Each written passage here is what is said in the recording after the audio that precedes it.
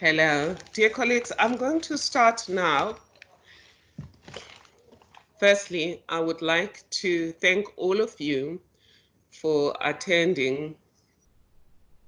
I would like to thank all of you for attending this event, and particularly thank the panelists for taking the time to prepare for this event and to make their knowledge available for sharing with all of us. My gratitude also goes to Professor Nicholas Smith, the Dean of Law at our university, Stellenbosch University, for inspiring a lot of the things that we're doing and for always being in our corner when we execute events such as today. And Prof. Smith, I see you are here. Welcome and thank you for being here. Colleagues, we're here to talk about the DBA judgment, a judgment of the North Gauteng High Court, which is based on a matter that came before Judge Davis on the 28th of May 2020. Just before then, there had been another judgment that had come before another judge of the same court in the Mohammed matter that dealt with the closure of mosques, churches, and religious gatherings. In the DBA matter, the parties, I want to just talk very briefly about who the parties were.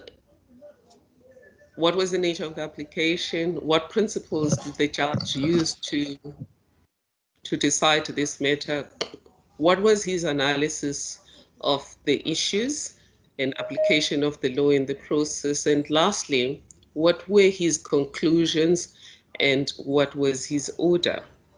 Then my colleagues, the panelists, several professors whom I will introduce as they come to the podium, will give you an in-depth analysis of the judgment based primarily on two areas of the law: administrative justice, which is going to be primarily dealt with by Professor Gio Kina and Professor Almin Duplessis. And then those that are going to do a social justice stroke equality analysis, among them being Professor Sandra Bregman, who's joining us from Oxford, and my colleague here from the University of Stellenbosch, Bradley Slade. I think Bradley is going to look broadly at the constitutionality. And my colleague from the Tumor Foundation,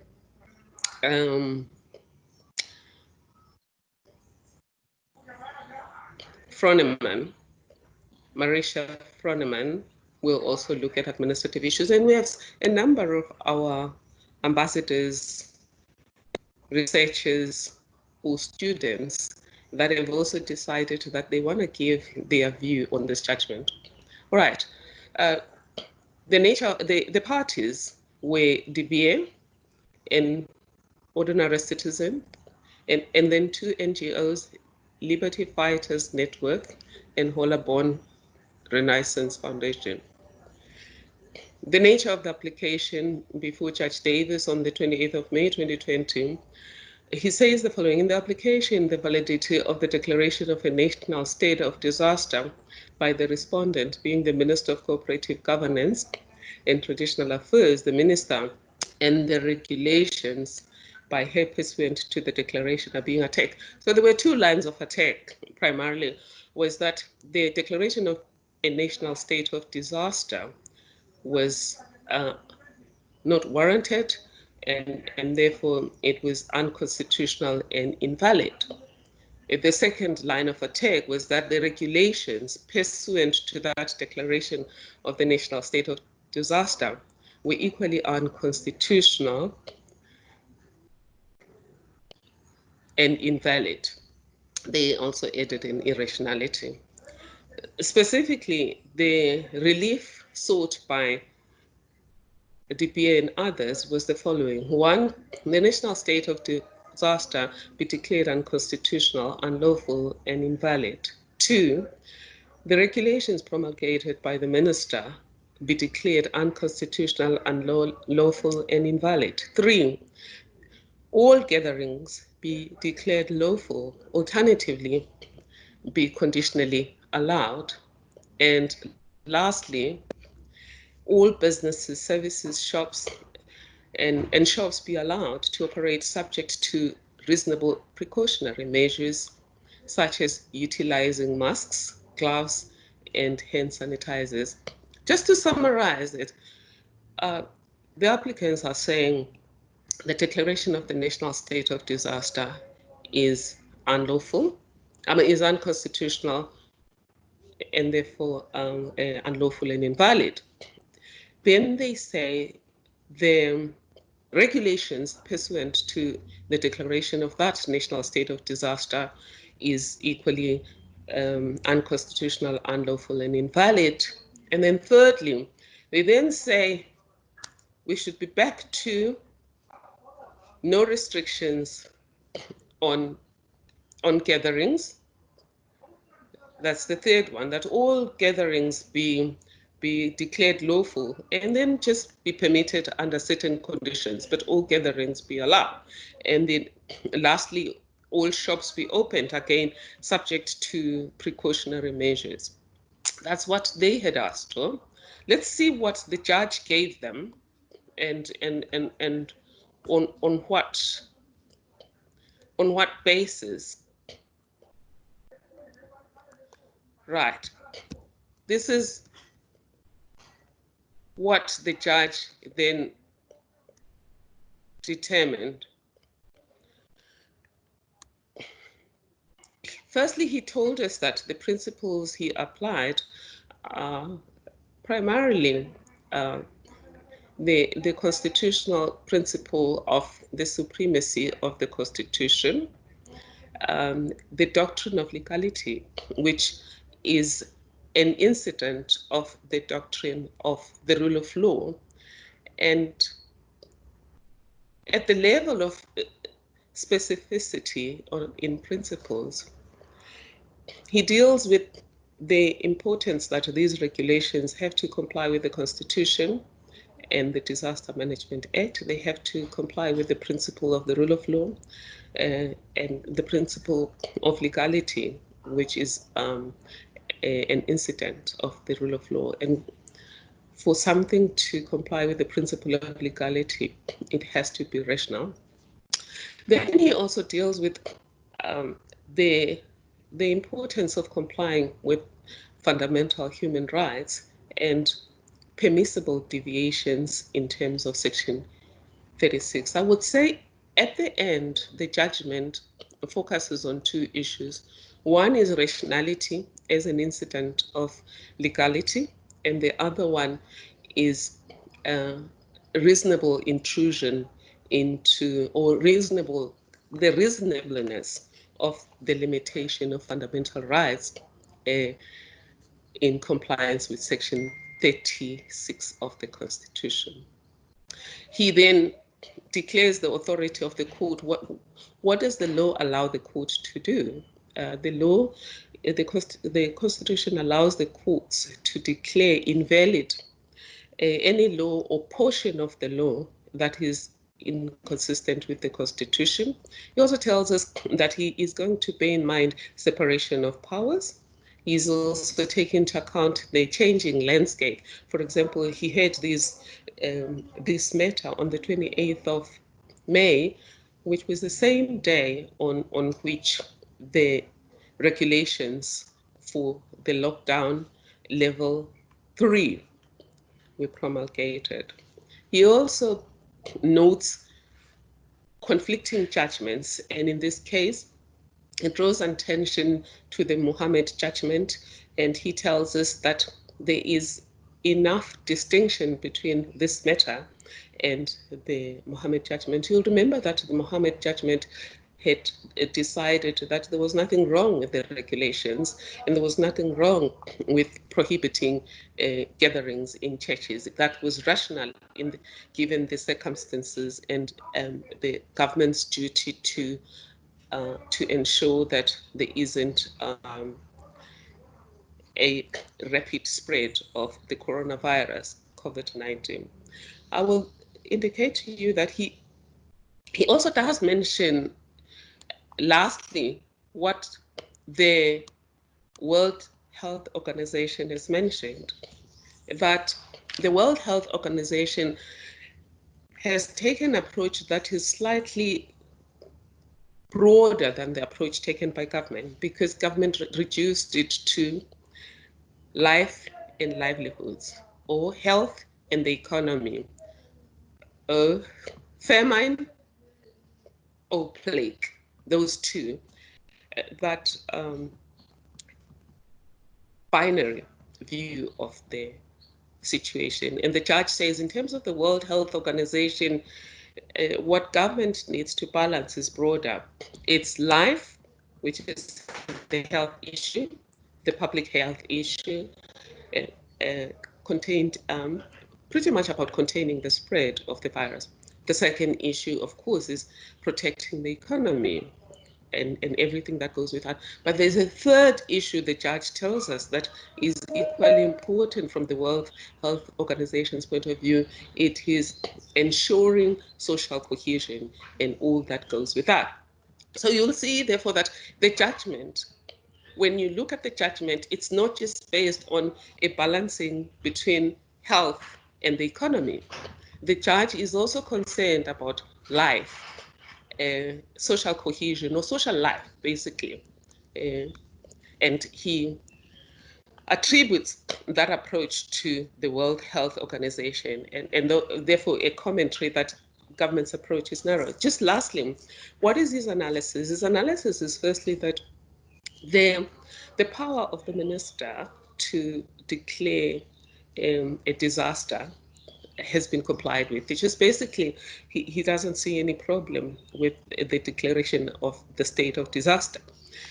He, in terms of Section 27 of the Act, in terms of the regulations per se, the power to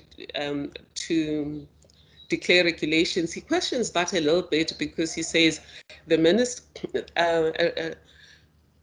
Section 26 does allow government to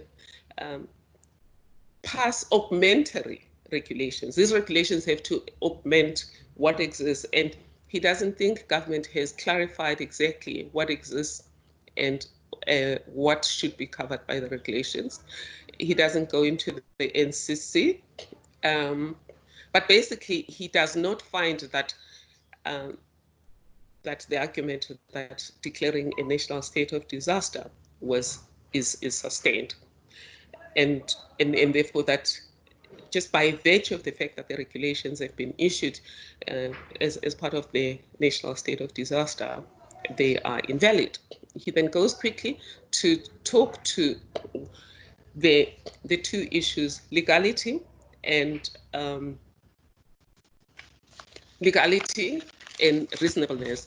On legality, he focuses on rationality, and on rationality, he finds that many of the regulations are irrational, and under paragraph 7 of the judgment, he gives us examples of some of the regulations that he considers to be irrational. Regulation 34, which infringes on the best interests of the child, and he talks about the restrictions on childcare arrangements. Regulation 35, which restricts family visits, he finds that to be rational, whilst funerals are allowed. He also finds it irrational that at funerals, government decides who should attend your funeral. He doesn't find it irrational that the number is restricted to 50, but the fact that the people who have to attend, he finds it irrational that people can't visit relatives, and he talks about the informal sector, at paragraph 7.1 and paragraph 7.3. He also, another example of an irrational regulation, he says it's regulation 33.1 on restrictions on exercise, the time at which you can exercise. Regulation 34, I've indicated, on children. Regulation 35 on restrictions on family visits, funerals, hairdressing industry. For whatever reason, he says that the regulation on restricting hair, the hairdressing industry is irrational. I'd be interested in our colleagues on why is that irrational, but I'm leaving it at Regulation 39.2, which is going restrictions on going to the beach and to parks. He considers that irrational. He mentioned something there that I would like us to just note. Those are some of the kernels of wisdom that come here. He talks about the distribution of food parcels, the fact that on the one hand, government's argument was that, yes, there are restrictions, but there is a compensation strategy. And he talks about the fact that the distribution of food parcels is inadequate and not properly organized. And lastly, 7.4, in 7.4,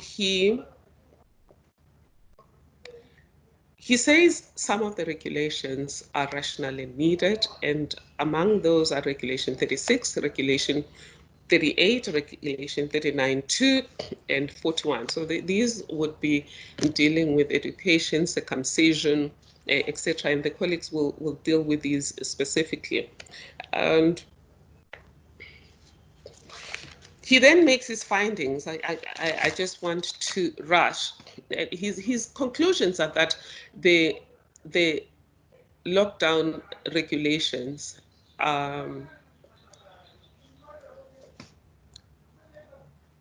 needed to comply with the principle of legality. They were not supposed to go beyond the authorizing law. They are supposed to be rational, and he gives us examples of irrationality. And then he then concludes that some of the regulations are unreasonable, and unreasonable to the extent that they intrude on human rights in a manner that is not consistent with Section 36, and government has not shown that it did consider the intrusion on human rights and tried to obviate that. And he gives us examples in this regard. The final thing is his ruling is that he declares the regulations to be unconstitutional. That's your paragraph 11. He saves 36, 38, 39 2D. He saves 41. He then also suspends the declaration of invalidity for 14 days, during which the minister must correct the situation. And the tobacco issue is not included, he says. And lastly, the costs are awarded in favor of the applicants and against the minister. The colleagues are going to talk to then this matter based on our views on the extent to which this judgment is in line with our understanding of constitutionality, particularly the administrative provisions of the Constitution, and the extent to which the judgment is it complies with our understanding of issues of social justice, and any other comments that we think that government needs to bear in mind. We must also just acknowledge that government has acted. We heard the president 2 days ago. They're moving into level 3, an advanced level 3, where some of these restrictions have been eased. I'm going to ask my colleagues, the panelists, to now talk. God, I don't have access to my agenda. please forgive me for that. I'm going to ask for now that we start with Professor Kinner to give us his analysis of the regulations, whilst I pick up the program and then I sequence them accordingly. Prof. Kinner.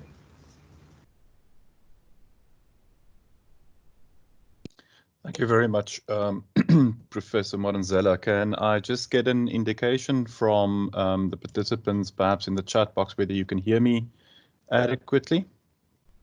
We can hear you, Prof. Thank you very much, Prof. Tuli. Okay, colleagues, thank you very much. Let me say that I'm going to talk to a very specific issue. I'm not going to deal with everything, so I'm certainly not aiming to give you a broad view on this matter. And then the second disclaimer that I want to put up front is when I criticize the judgment, please don't understand me to necessarily be criticizing the judge. As we all know, that quite often a judgment is as much a function of how the case was brought to the court, the way the matter was conceptualized, the way that the matter was argued. So when I'm criticizing what I see here, I'm not necessarily criticizing the judge. I might just be criticizing how this whole matter is dealt with. So with that by way of disclaimer at the front, for me, the main issue that I want to discuss in relation to this judgment is to ask the question, what is this case really about? What is really going on here? Is it really a case where we are concerned about an infringement of a particular right in the Bill of Rights? Or is this perhaps a broader matter around appropriate governance and appropriate public management decision-making? And in my view, this case is in the latter category. That is not to say that it's not also about the infringement of a whole host of specific rights. It certainly is. But for me, first and foremost, it's a case about how do we effect decisions that's got implementation implications. So how do we arrive at public administrative decisions in line with the constitutional framework? And if we conceptualize the case in that way, then there are, to my mind, a number of very serious concerns that arise in how this matter is dealt with. This case, to my mind, is one of those cases where we have significant overlap between specifically socioeconomic rights, but certainly other rights as well, a number of freedom rights, and governance rights, primarily the administrative justice right, not exclusively, but primarily, and that's the one I want to focus on, the administrative justice right in section 33. And this is what Sandy Liebenberg and I have called in some of our earlier work overlap cases. So it's cases where you've got different types of rights being implicated at the same time. And the major question in conceptualizing and dealing with overlap cases is always, how do you conceptualize the matter? How do you actually argue the matter and deal with the analysis of the facts in front of you? To my mind, what this case illustrates then is how important it is to properly understand the relationship and the interaction between individual rights, and I've got specifically socioeconomic rights in mind here, and administrative justice in how we conceptualize and formulate the arguments here. Because if the matter is not properly conceptualized, then the analysis is also going to go off track, and we are going to end up with analysis that cannot really answer the real questions and get us to where we need to be. And arguably, I think that is what happened in this particular matter. To my mind, what is really lacking overall in this judgment is a proper conceptual framework for understanding how to deal with the governance questions on the one hand and the impact of the decisions that are being scrutinized on individual rights on the other. And let me illustrate that point with reference to a few more specific aspects of the governance framework in terms of Section 33. So why would Section 33 even be relevant here? And how was it not used? Well, the CRIS matter, which surprisingly, even after 20 years of now having had a new constitutionalized administrative justice framework in South Africa, remains an unanswered question, despite what even the Supreme Court of Appeal might want us to believe, and that is that the question whether rulemaking, administrative rulemaking, which we know primarily in the form of the making of regulations, amount to administrative action. And that is a critical question in our constitutional dispensation, not simply for the application of the Promotion of Administrative Justice Act, which of course is our primary administrative law statutory mechanism, but more importantly for the application of the fundamental right itself, Section 33, which is also now hinged on this conceptual threshold of having an administrative action. And to this day, we don't have a definitive answer on whether rulemaking, administrative rulemaking, qualifies as administrative action. This is, of course, very surprising because prior to constitutionalization, we applied administrative law, common law administrative law principles to rulemaking without batting an eye, and in most of the common law world, that is still the case. It's a major part of administrative laws actually apply to the rulemaking function of the executive. As I've said, this remains an open-ended question. Don't believe everything you read, because many courts up to the Supreme Court of Appeal has claimed that the question has been answered by the Constitutional Court in the New Clicks judgment. That is, in fact, incorrect. If you very carefully analyze the New Clicks judgment, you will find that there's no majority of judges there agreeing on this point. In fact, there's a majority of judges explicitly not agreeing on that point. So it remains an open question. And that really is at the heart of conceptualizing this matter, as well as in many other cases, which is a major governance question under our Constitution. Namely, how do we actually control in law the rulemaking function of the executive, as opposed to the rulemaking function of proper legislative bodies? And we find in this matter the judge also being sensitive to this reality, that the moment we are talking about rulemaking in the executive sphere, then there are a number of governance concerns. You see it, for example, where the judge concludes that the particular regulations we are looking at are not subject to the Disaster Management Act, the DMA's approval process for the making of regulations, which the judge finds only applies to the general regulations made under this act and not the specific regulations made under Section 27. Whether that's correct is another question, and perhaps some of the panelists who are more focused on statutory interpretation can give us some clarity on that, whether that is in fact an appropriate reading of the act. But we find that the judge is sensitive to the fact that when he concludes that there isn't these specific statutory control mechanisms provided for in the DMA applicable to the making of regulations under Section 27, that creates a bit of an oversight deficit. You find it in paragraph 5.4, where he points to that. And that is exactly the issue here. From a constitutional governance point of view, that is the problem, that now suddenly you've got ministers making regulations, and in this case, not just regulations, even directions, all kinds of instruments with minimal legal oversight. And this is where one would want administrative justice to step in and say, well, okay, so we are now in a different sphere of public decision making, which means that a different framework for controlling that particular type of public decision making should kick in, and that is administrative justice. And when that happens, we've got a fairly good idea of what the standards are against which we should measure the particular decisions.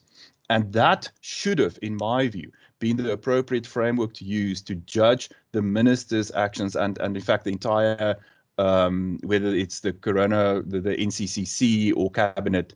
I mean, that's a different debate, but whoever these public decision makers are, a number of national ministers, how do we judge their actions in terms of what framework? And it's the absence of clarity on that framework that leaves us with a lot of vague statements in the judgment. I would say more questions than we've got answers. So if we turn to then specific elements of that governance framework, then the two I want to specifically focus on are the reasonableness review and procedural fairness in this matter. Now, the way that this case is argued or is reasoned, and as I say, I assume, I've not seen the papers, but I assume that it was reasoned as such, is as a legality challenge, with other words, directly under the Constitution, using this very vague, broad, open-ended rule of law framework, as opposed to the more specific administrative justice framework. Under that legality framework, the judges really only got access to rationality as the standard for doing the reasonableness analysis in this case. Our law was now relatively clear on the fact that it's the lowest level of analysis, namely rationality, that you can use to test reasonableness when you're using legality review. I would suggest that that is an inadequate standard to use in this particular case, for the prime reason that this is an overlap case. And in overlap cases, you are dealing with decisions that's got an impact on other fundamental rights. In such cases, as the Constitutional Court in the Batu Star judgment has very clearly indicated, the higher standard for reviewing reasonableness would be the appropriate one to take. That could go potentially up to the highest standard of proportionality, which the Constitutional Court has hinted in Batu Star might be the appropriate framework to test public decision-making when such decision-making has got an impact on fundamental rights. And I would say that this case is an exact example of where proportionality would have been the appropriate reasonableness test to use to interrogate the reasonableness of the minister's decision. That would have provided the judge and us with a much more structured and coherent way of interrogating the individual decisions taken in these regulations and the directions. Prof. Let me then last. Yes. I'm constrained if you can make your last point there. Sure. I'm getting to my very last point. So my last point is in relation to procedural fairness. The other major implication of opting for a legality framework in analyzing this matter as opposed to administrative justice framework is that procedural fairness immediately is taken off the table. Despite some attempts by the Constitutional Court to bring in procedural dimension to the legality review, it remains extremely weak and fairly unconvincing. When we apply an administrative justice framework, there's of course no doubt that there's a procedural fairness dimension to be applied to the matter at hand. We see a complete absence of any attention to the procedural dimension at issue in the creation of any of these matters. We know from media reports that there are some serious questions being asked about the participatory dimension of any of these decisions, who gets to have an influence on them, who gets to be consulted. All of that should be properly interrogated in terms of a procedural dimension in oversight, which procedural fairness in an administrative justice framework would provide one. And we find that absence in this framework, and I'll leave it at that. Thank you, Prof. We will come back to you during question time and dive a little bit deeper into some of the wisdom you've shared with us. Just for the record, basically the central argument from Prof. Kina is that there's a lacking of a conceptual framework to the judge's approach. And Prof. Hill suggests that it would have been better to frame this issue principally as a governance issue and use Section 33 better. Another issue that Prof. Keo brought in, which I had forgotten, was the fact that the applicants had also said these regulations are unlawful and invalid because they had not been deliberated on and approved by the NCOP, which the judge says no. These regulations in terms of Section 26 are not general regulations under the Act, and therefore they are insulated from that. But there is no clear discussion on what that should be. We're now going to follow the program as directed, and I do apologize to my colleagues for jumping, and thank you, Prof. Hio, for stepping in and giving a presentation, even though we leapfrogged you to the front. Prof. Sandra Fredman from the University of Oxford, who is a fellow of Pembroke College, Oxford. She is an expert on equality, and she is going to talk primarily on the equality duty, whether there was an equality duty that the government had to comply with, and the extent to which this judgment does deal with that. Prof. Sandy, over to you. Hello, everyone. Good morning, and thanks particularly to Prof. Thuli for the introduction and for organizing this. Okay, so I think I'm going to switch off my camera, if that's okay, having said hello, and just speak with it off because of the bandwidth, but hopefully everybody can hear me. All right, so to start where Prof. Gio left off, which is on the question of procedural duties. As far as I gather, the decision is going on appeal, and one of the grounds of appeal is that the order of the minister to review, amend, and republish the regulations is too vague and doesn't tell the minister what is required of her to comply with the orders.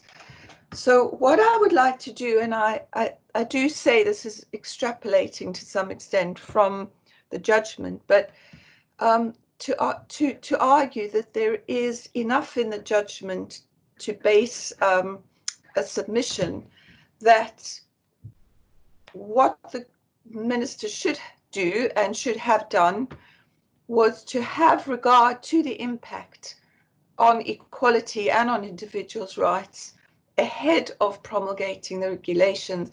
And that would include the consultation duty, which Gio mentioned previously.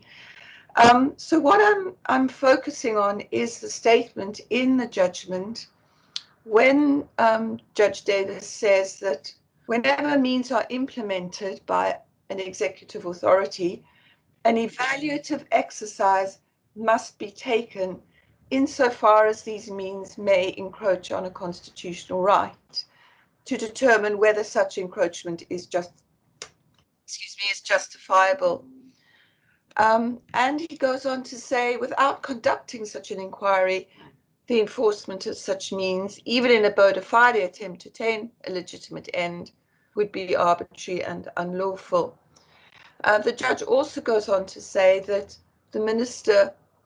he had found no evidence that the minister had at any time considered the limitations occasioned by each of the regulations as they were promulgated on the constitutional rights of people. And he adds, the DG's affidavit contains mere platitudes in a generalized fashion in this regard, but nothing of substance. So he concluded little or in fact no regard was given to the extent of the impact of individual regulations on the constitutional rights of people. So what I would like to argue from this, or at least suggest, that this means that an evaluative exercise should take place and should have taken place before regulations are published in order to assess the impact, particularly in this context, on equality and socioeconomic rights, before promulgating the regulations. And I think there is further support for this position in the Supreme, as in a Constitutional Court decision in NICRO, where the court says, reaffirms that when a party is relying on a justification defense, there should be sufficient information before the court about the policy that is being furthered, the reasons for that policy, and why it is considered reasonable in pursuit of that policy to limit a constitutional right. So putting all of this together, it could be strongly argued that before promulgating regulations which impact on individual rights, the government should have conducted an evaluative exercise to determine the impact and, furthermore, to take appropriate steps to mitigate that impact. If it hasn't done that, it won't be able to place the appropriate evidence before the court as to why it is considered reasonable in pursuit of the policy or is a justifiable limitation. Now that leaves open what such an evaluative exercise should comprise of. And again, what I'm arguing is that this can be extrapolated from both the NICRO decision and the decision in this case. First of all, and this also draws on some of the experience we've had in the UK with proactive duties to assess impact. First of all, and perhaps obviously, it should take place before regulations are published so that it can actually influence it. It can't be an ex post facto exercise. And it has to be based on evidence which is properly recorded, is written down so that the evidence can be produced. And it's also submitted that, and this also builds on Prof. Geer's point, that the evaluative exercise should be able to demonstrate that consultations took place with relevant stakeholders, so far as possible, obviously, given the urgency of the matter.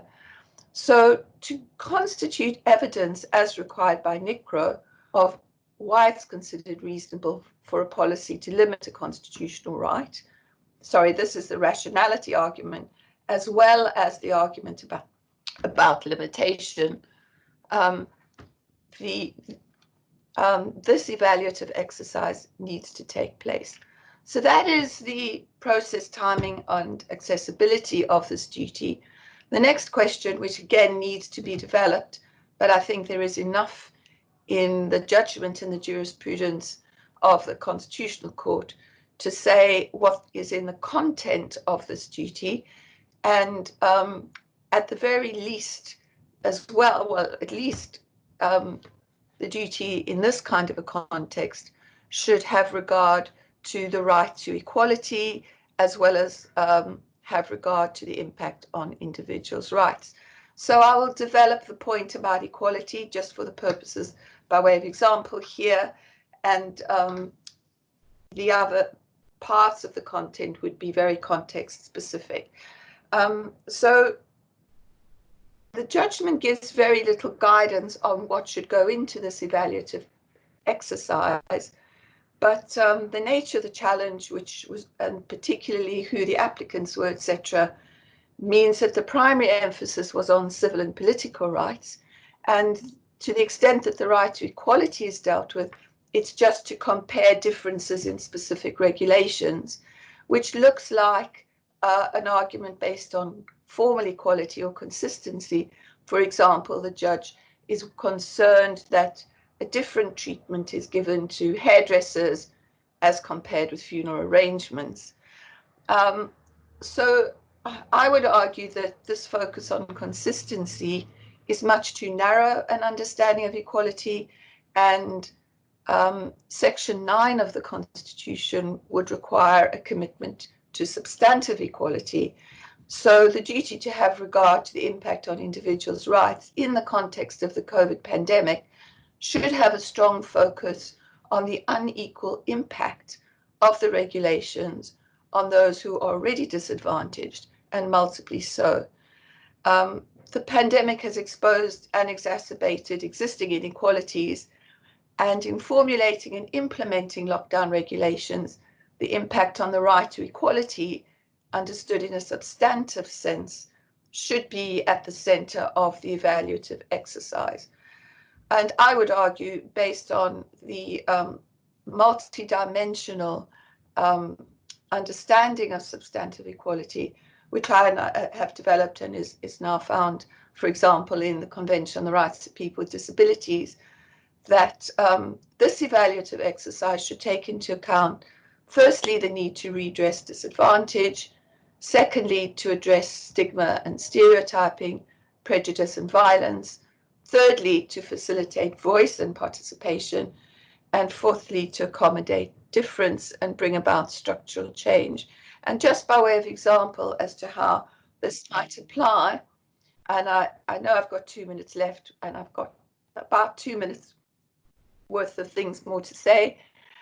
So just to say a little bit more specifically, the first dimension, which requires redressing disadvantage, means that in the evaluative exercise, account should be taken of those who are already disadvantaged, particularly in the way in which they can deal with lockdown, what sort of housing they have, what sort of running water and sanitation. And it should also take into account the effects on employment, particularly for informal workers, migrant workers, domestic workers, other precarious workers who are already particularly disadvantaged. It's not enough to take it into account. There needs also to be evidence about mitigating measures, what mitigating measures have been put into place in other countries, for example, furlough schemes, heightened welfare payments, extra shelters have been used. Secondly, the government should have taken into account the effect on stigma, stereotyping and violence. For example, domestic violence has spiked during the crisis. What account has been taken of that? And also the need to refrain from causing and exacerbating stigma. For example, some of the debt relief and other supporting schemes have excluded migrants.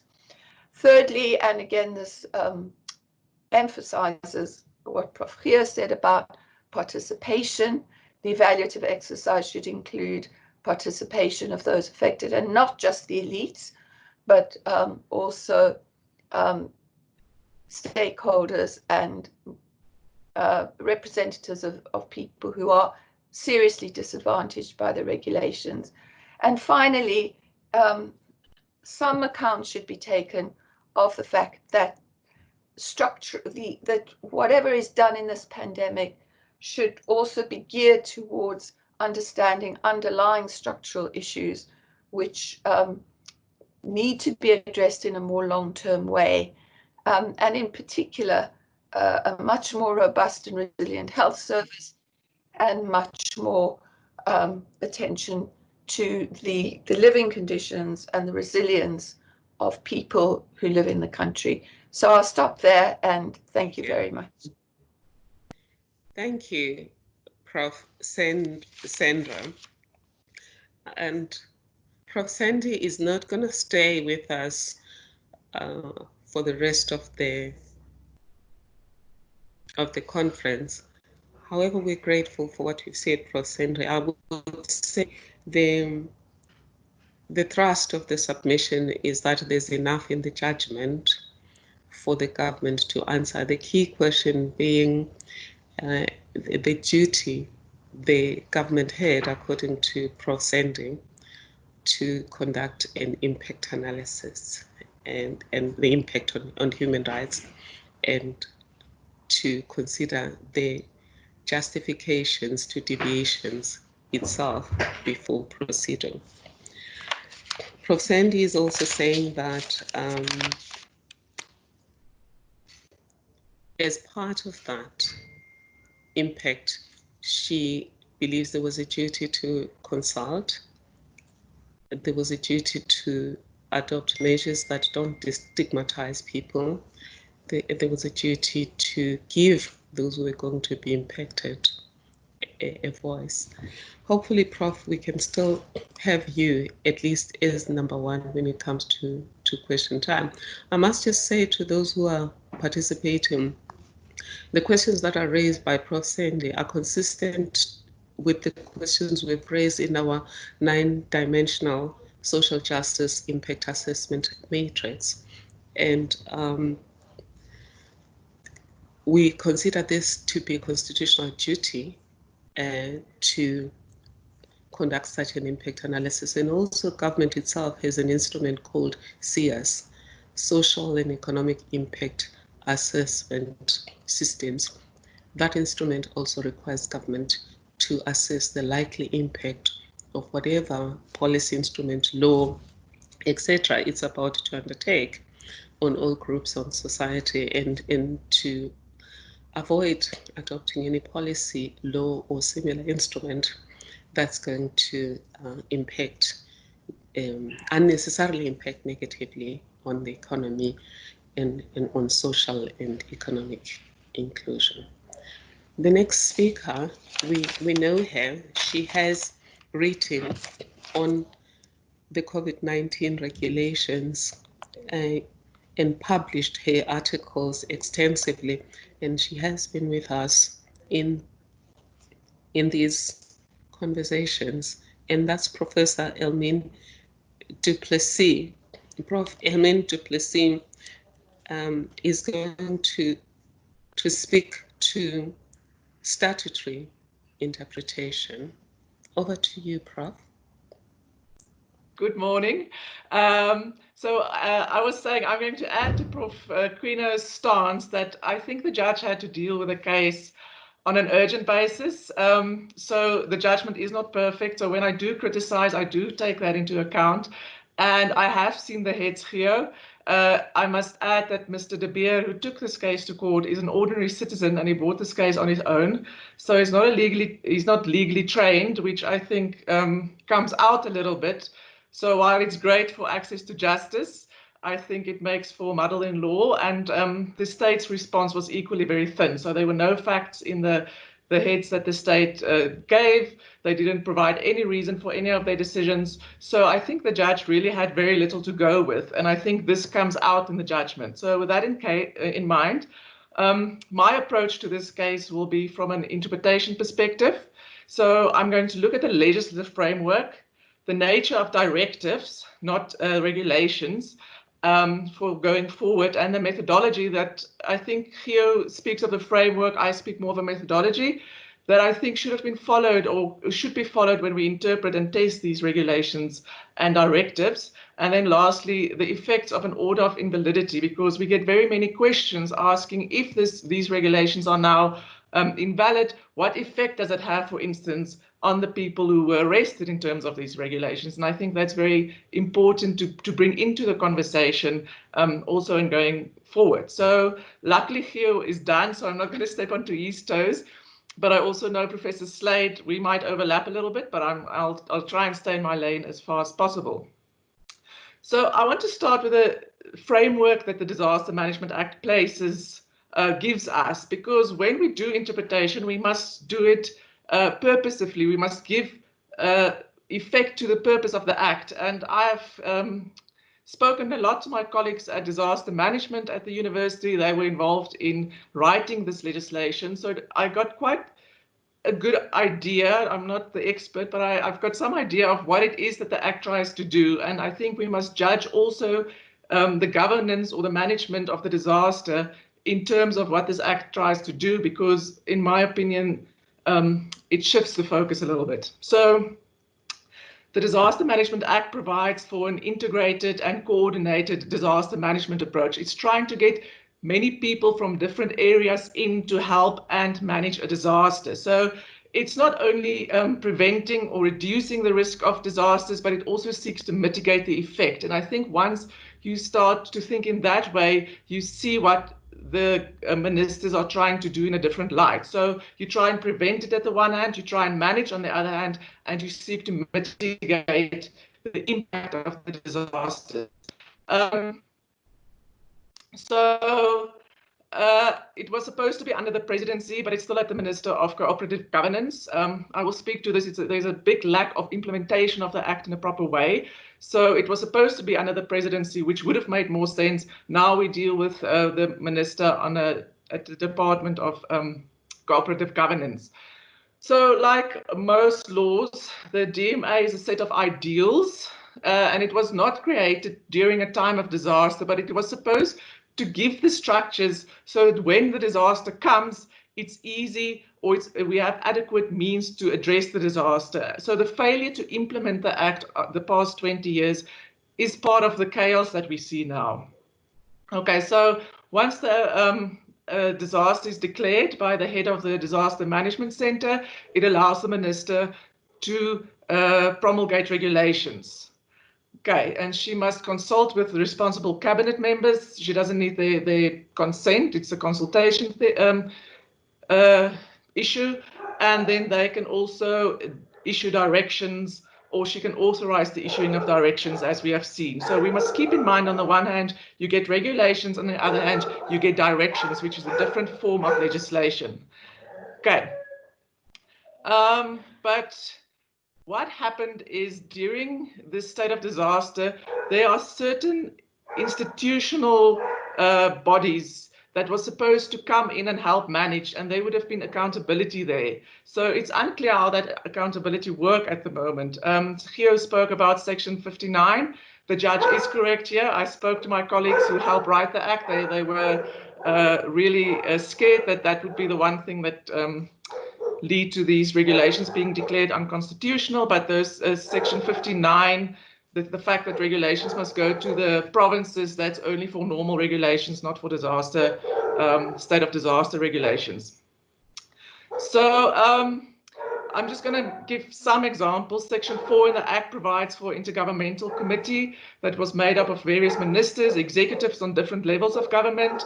The committee is accountable to the cabinet to coordinate disaster management. So they had to, over the years, have plans intact for if we get a disaster, that it can be managed in a good way. The committee only met once in 2002. They're supposed to meet 4 times a year.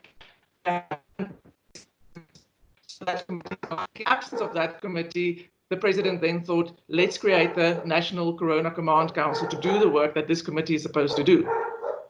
The similar thing happened this week in Section 5 of the Act. There's a National Disaster Management Advisory Forum that's mostly made up of industry, of people in private sector, centers for research, education, NGOs, traditional leaders. I would suppose the religious leaders also come in here. This advisory forum would have played a role in disaster management. Of course, that forum is nowhere to be found at the moment. They're not included in the disaster management, and I think that's why we have the Ministerial Action Advisory Committee on, I can't remember exactly what it's called, social behavioral change or something. And I mean, that in line with what Prof. Queen has said, is we're starting to see governance issues, and for me, my worry is we have this parallel form, and what does that say? And for me, from an interpretation perspective, I'm more interested in the question of if the Act was not properly implemented, because every section works in the context of the bigger Act. So if the rest of the Act is not implemented, how do we deal with understanding Section 27 in the absence of proper implementation of the Act? And I would like us to talk about it, because I don't have any answers on that one. So I'm not going to delve into too much detail with legality and the authority to make regulations. I know Prof. Slade will deal with that. But what I want to touch on is, in terms of Section 27(2) of the Disaster Management Act, the minister may, after consultation with a responsible cabinet member, make regulations or issue directions or authorize the issue of directions. So I'm going to leave the regulations part aside, because I know Prof. Slade will speak on it. But I want to look at this phenomenon of directions. So we have this regulation that puts the framework for the lockdown in place, and then every minister comes and issues certain directions, and the court at some stage conflate the the directions, with the regulations. There where he speaks about the open-toe shoes, for instance, that's directions, not regulations, and they are different legal creatures. And how does that play into how we measure these things? So, of course, regulations and directions will be delegated legislation. They get the authority from the Principal Act. They must be authorized as such. And so when I started to look at this, at some stage, the Minister of Trade and Industry said he will promulgate the directions on the website. And that prompted a conversation with a journalist. And I was wondering, is that possible? Because legislation must be promulgated in the Government Gazette. But what I found is that we only have one case, and that's the Ahmed case in the Constitutional Court, that said the nature and the status of directives are unclear. The court describes this as an official policy document that guides departments on how to apply legislation. It has practical importance, and it guides officials on how to exercise their powers. And then the court referred to it as administrative quasi-legislation, but it's not regulations. But the court also gave 3 different types of directives and said, well, you can, the one that gets its authority directly from the Act will be weighing more than just the directive that's in a department. But the question then is, how can we do we test them? What do we do with these directives? So they have legal status, and I think that's a very important conversation to bring in as well. So if they are quasi-legislation, administrative quasi-legislation, then I think that Section 33 comes into play, PAJA comes into play, and you can measure them there. So that's about the reading. I'm trying to read what Prof. Quino says here in the message box, but I'll just carry on until I'm done. So my next thing that I want to speak about from an interpretation perspective is the methodology that the court used. So Prof. Quino speaks a little bit more about a framework. I want to know, was the correct method used? Because we have in common law measures on how we can review delegated legislation. It was also referred to previously. So in the absence of it being administrative action, there are common law rules that we can use to test legislation. So rules like the body that delegated the power must have the competency to do so. I see I have a minute left, etc. And I'm not going to go into detail with that. We can speak about it. It's rules that it cannot be vague, this delegated legislation. And then my question was, when we do take these regulations to court, should we first rely on these common rules until we have clarity whether they can be tested in terms of PAJA before we make it a constitutional issue? And that is important because it seems at some stage this testing of the regulations for legality or for rationality was conflated with when these regulations infringe on a fundamental right, and it becomes a constitutional issue that requires a Section 36 analysis. So I'm going to leave that on there. Then just lastly, the powers in terms of Section 172. What I want to put on the table is when we have a declaration of invalidity in terms of 162 of the Constitution, these regulations are declared invalid from their start, so it's retroactive, and the court didn't limit it. And then there are very big questions that we need to start asking is, if these regulations were invalid from the start, what impact does it have on the legal acts that took place in the meantime? And I'll put that on the table for discussion because I see my time is up. Thank you. Thank you, Prof.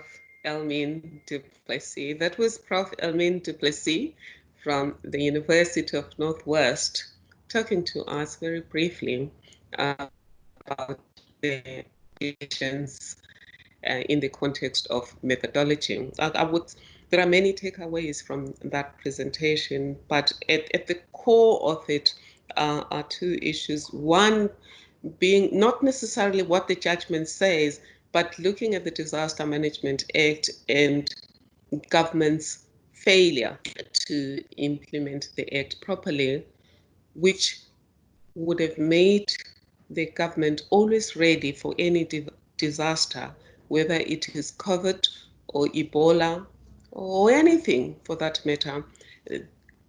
Since the Act was passed in 2002, we were supposed to be ready. She also raises the issue of whether the Act is properly located in the Minister of Cooperative Governance and Traditional Affairs. And then lastly, the methodology used by the judge, which is pretty much similar to the issue raised by Prof. Kinnell about how the judgment frames the issue. And at the core of it, Prof. Almin du Plessis would have wanted the judge to alert us to the different levels of scrutiny and different instruments of scrutiny when you're dealing with different kinds of policy instruments. In this particular case, there's a law, you would deal with it differently. Regulations which are regarded as a form of law would have been dealt with differently.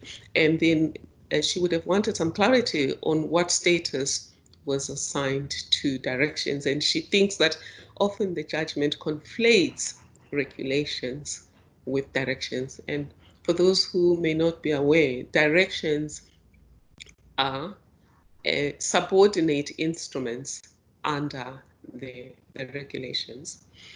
And then she's asked us to ponder the impact of this judgment. Should a higher court, for example, agree that the regulations are invalid, what happens to the consequences of the regulations that have already been implemented? Professor Bradley Slade is going to follow. He is my colleague at the University of Stellenbosch, and in the public law section, he is going to talk to us about the legality of the regulations with a specific focus on the link between the Disaster Management Act and the regulations made, the purpose of those regulations. Prof. Slade, thank you for joining us. Over to you, sir. Thank you, Prof. Morensela. I'm just going to leave on my video for a short moment to say hi to everyone. Can everyone hear me? I think I've slightly amended my title to talk to searching for the authority of the regulations in the Beer decision. So I'm going to switch off my mic, my video. So I would first like to make some general comments on the case before I turn to a discussion regarding the extent to which the DMA authorizes the regulations made by the executive during the national state of disaster. I think it must be accepted, and I think Almin may have alluded to some of these issues, that the Beer was an urgent application brought by Mr. De Beer, that the COVID-19 pandemic creates novel legal questions, and that the Disaster Management Act and perhaps also the prevailing structures of government at all levels are not sufficiently geared towards dealing with the global pandemic. As the court mentioned at one stage, the DMA speaks more appropriately to aspects to assist in the case of a natural disaster like floods. Towards the end of the judgment, the court rightly pointed out that the minister must consider the impact that any regulation has on the fundamental rights of people in the country. And I agree with Prof. Friedman. I think this is an important point that should be emphasized in the analysis. But perhaps we have missed a step, or perhaps we have missed two steps before getting to the question of the rationality of the regulations and whether the regulations unjustifiably limit any right in the Bill of Rights. Maybe a good idea to think through what specific kinds of regulations the DMA actually permits. So I would like to focus my attention in the time allocated to what the relevant section relied upon for the regulation actually permits. And I think this also plays into whether the DMA is unconstitutional for authorizing suspension of rights, akin to what would be the case in a state of emergency, but reaching that result in a manner that really turns any notion of constitutional democracy upside down. So the minister declared a state of emergency in terms of section 27.1 and thereby authorized in section 27.2 to make regulations or directives, or permit other ministers to issue directives to deal with a disaster. Section 27.2 of the DMA does, however, contain a rather specific list of items to which the regulations may be addressed in order to effectively deal with the disaster. And reflecting on this, it is clear that the Minister would be able to issue regulations that is authorized by a specific subsection of Section 27.2. It is therefore an authority question. Is the particular regulation or directive authorized by Section 27.2? Now, the court in the Beer had regard to the fact that in South African law, the legislature and the executive are constrained by the principle that they may exercise no power and perform no function beyond that conferred upon them by the law. And then later on in the judgment, the court, having regard to the limitations placed on the Minister in making the regulations as set out in the Disaster Management Act, made an important observation, namely, and I quote, regulations may not go beyond that expressly provided for in the enabling section of the Disaster Management Act. Close quote. Unfortunately, the court did not elaborate on the last point. And I concede in the way that it was drafted or the way that the case was brought, that may have been inevitable. But the court did not consider whether the regulations are expressly provided for in the enabling section of the Disaster Management Act. Now, to me, what the statements expressed mean is that the regulations and or directives, each one individually, must be authorized by the law, and that law would be the list in Section 27.2. And in the back of my mind, I'm also keeping in mind that Section 27.2 and the regulations that authorized is limited by Section 27.3. The regulations must be to assisting the public of dealing with the disruptive effects of the disaster. So if we, for instance, look at examples of regulations and try and put it against a subsection in 27.2, we can determine whether a particular regulation is authorized. So in terms of Section 27.2I, the Minister is authorized to limit or suspend the sale of alcoholic beverages. Now, although liquor licenses is in the legislative domain of the provinces, I don't regard this limitation or suspension as necessarily too problematic because the Minister is not revoking liquor licenses as such. And although the later regulations impact trading hours, it is only for a limited period of time. But there can still be questions around that. But at least the suspension and the limitation of the sale of alcoholic beverages is authorized explicitly. Another example, but with different issues, are the regulations which regulates the movement of people, which are expressly provided for in Section 27.2F. These regulations arguably duly authorized to restrict fundamental rights, I would argue not limited to restricting freedom of movement, but also violating human dignity if you consider restrictions making it impossible to be with loved ones before, during, and after the death of a loved one or of the loved one. And then it is a question as to whether the law that justifies the limitation, the relevant section would survive scrutiny under Section 36, which would depend on the argument brought on both sides and the impact on rights, the reason for the limitation, whether there is a less invasive means to achieve the purpose, and so on. But these later considerations only becomes relevant once the authority for the regulation is settled. However, it may be more difficult to find authority within Section 27.2 for many other regulations. By way of example, I'm thinking about those regulations limiting trade in various goods and products, such as the tobacco products, and the closing down of certain businesses. I couldn't find express provision in Section 27.2 that authorizes those regulations. Now, I get that there is a Section 27.2N, which is a catch-all phrase, which enables the Minister to take other steps to prevent an escalation of the disaster or to alleviate, contain, and minimize the effects of the disaster. But my argument would be that this provision, this catch-all provision, should be read restrictively. It seems unlikely that this section would, by way of example, provide authority for the ban on the sale of goods other than alcoholic beverages, such as tobacco products. Because as Section 27.2 expressly authorizes the suspension on the sale of alcoholic beverages, goods not expressly mentioned as susceptible to such a suspension may not be authorized. If the Act sought to authorize the prohibition on the sale of other goods, it would have done so expressly, as in the case of alcoholic beverages. It It is therefore highly questionable whether the suspension or limitation on the sale of goods other than alcoholic beverages are authorized. And if this argument is accepted, any regulation that purports to prohibit the sale of goods other than alcoholic beverage goods or alcoholic beverages are simply invalid. And then questions about rationality does not necessarily surface. And this process of determining the authority can continue with most of the regulations. So the regulations, to my mind, and this potentially speaks to if we want to make recommendations to the minister in thinking through the crafting of regulations and or directives. The regulations can consider as falling within one of three categories, each one raising sometimes separate and sometimes overlapping questions.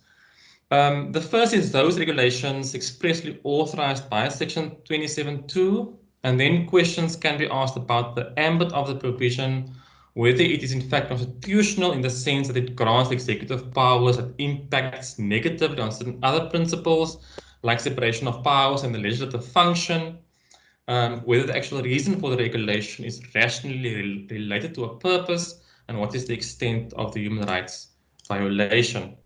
The second are those regulations not expressly authorized but may survive under Section 27.2n, namely the catch-all provision. And then it is a question whether the regulations can actually be authorized in light of that section and the Disaster Management Act as a whole, what the actual reason for the regulation is, whether it is rationally related to a purpose, and what then is the impact on human rights. And then there are those regulations that may not be authorized at all.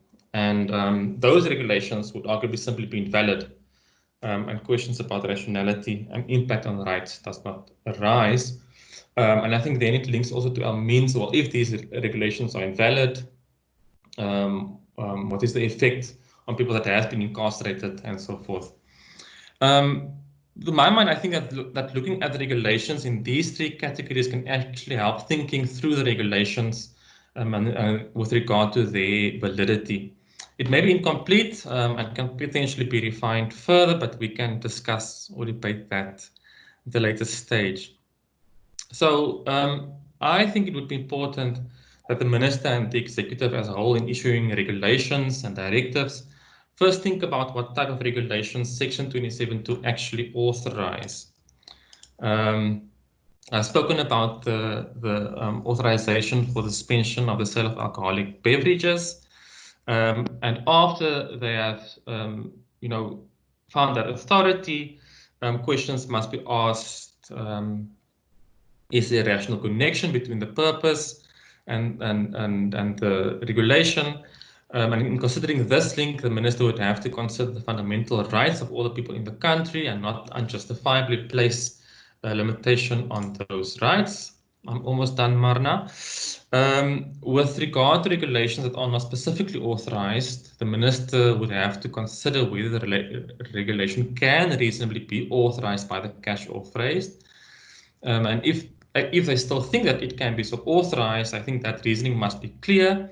But then it must still be considered whether there are other considerations that would counter such an authorization, such as claiming too much power in violation of separation of powers and the function of the legislature, whether there is a potential unjustifiable limitation of a right in the Bill of Rights. So in a constitutional state, I would regard these questions that must be asked as basic to ensure the legitimacy of any regulations in any lockdown level. And I think I will end there, Professor Maronsela. Thank you, Professor Slade. And you have raised many issues, key among which being the authority that the minister has to issue regulations, and you believe that some of these regulations there was no authority to issue them, and giving us an example of the alcohol issue, that is the only thing where there is some specificity on restrictions on movement and sale, whereas with the rest there are questions. there's many that Prof has said. I'm going to let my three colleagues speak now, and I'm not going to speak between them because I've just realized that our time is gone. Dear colleagues, you're just going to follow each other now. We're going to have, the next speaker is going to be Miss Pepe Lapi Dube, who is a doctoral candidate at the moment, but with many years of operating at a high level of managing issues around human rights. Prof, Pepe Lapi Dube is gonna be you now. When you finish, it's gonna be Marcia Froneman, Head of Access to Justice at Tuma, and then it's gonna be a Social Justice Ambassador, Kate Walker. I'm not going to say anything between you, you colleagues. Over to you, Ms. Pipeli. Prof, thank you very much for the introduction. And specifically, what I wanted to focus on today was not so much on the De Beers judgment, because I think, to the credit of the speakers that have already come before me, I think there's already been an exhaustive discussion on the De Beers judgment itself. But I thought what I really wanted to specifically do was to really engage with Prof. Friedman's paper. I believe that this paper was circulated to everybody before this meeting today. And the reason that I just wanted to focus on it was just to really extend the discussion on specifically how, on the notion of inequality, really. But specifically, what I really wanted to do was just to elongate and perhaps deepen what Prof. Friedman had already begun on the work on measuring inequality. And I thought I would build on Prof. Friedman's four-dimensional conception of substantive equality. And specifically, I wanted to elongate Prof. Friedman's fourth dimension, which is that of recognizing inequality. And specifically the point that inequality is more than many individual acts of prejudice, but structures of society which create and perpetuate inequality. So in this context, I'm going to specifically focus on the criminalization aspects as a response to the COVID-19 pandemic. And in the main, I speak to the three aspects which I identified in order to circle back and link to Prof. Friedman's conception of substantive equality. Right. And I think with some of these three aspects, I think they do tie in nicely, specifically to some of the points that have already been raised. I think Prof. Slade and Professor Duplessis, as well as Professor Khoyo, I think they've already spoken to some of these aspects, but I thought I would specifically harp on this criminalization. And I think it's just an important build up on how we can assess and measure the state's response, right? And I think, having said that, I'm just going to turn off the video so we can. I think the overarching context, and again, just to be, I think it's really a point that the speakers before me have already raised. I think the first overarching issue being the aspect of oversight and the fact that Parliament may delegate its legislative authority within prescribed limits, right? And specifically, when I make this point, it's really about the regulations that were promulgated in terms of Section 27 of the Disaster Management Act, insofar as the regulations create certain criminal offenses, right? And I think in this context, the overarching context is the lack of oversight in creating new offenses, right? And I think there's been authority from the Constitutional Court that the delegation mustn't be so broad or so vague that the authority to whom the power is delegated makes law rather than acting within the framework of the law made by Parliament. And in this case, it's the Disaster Management Act. And really, the true distinction is between the delegation of the power to make the law, which would then involve a discretion as to what it shall be conferring on authority or discretion as to its execution to be exercised under and in pursuance of the law. So the first cannot be done and the latter is impossible. So while Parliament can't delegate its authority, or rather it can't delegate its power to make laws to the executive, it is still competent to make laws under which a regulatory power is delegated to the executive. And the test in this regard as to whether lawmaking or regulatory powers have been delegated is whether what is challenged as an authorized delegation of parliamentary power is more than the mere giving effect to the principles and policies which are contained in the statute itself. If it be then it is not authorized for such, then it would constitute an exercise of legislative power by an authority which is not permitted to do so under the Constitution. So I think the question is, and I think it's perhaps something that can be taken in the discussion forward. So the question is the minister, the Cogden minister, is she acting ultra vires, or is the disaster management act itself as it delegated more power than is permissible? And further, I think another question which perhaps can be taken to the discussion is whether the relationship between the criminalization or the creation of new offences, whether there's a rational connection between these two, as well as the aims of the Disaster Management Act, right? And I thought a second point, which still hinges on the aspect of criminalization, which I wanted to bring up, was just the sheer number of individuals who have been arrested or individuals who have been charged in terms of the regulations promulgated under the Disaster Management Act. I think there's a figure of 230,000 individuals, and I think so far, at least reports seem to suggest that in this regard, South Africa is the one country in the world which seems to have the most number of arrests for supposed infringements of these regulations, which of course is quite concerning.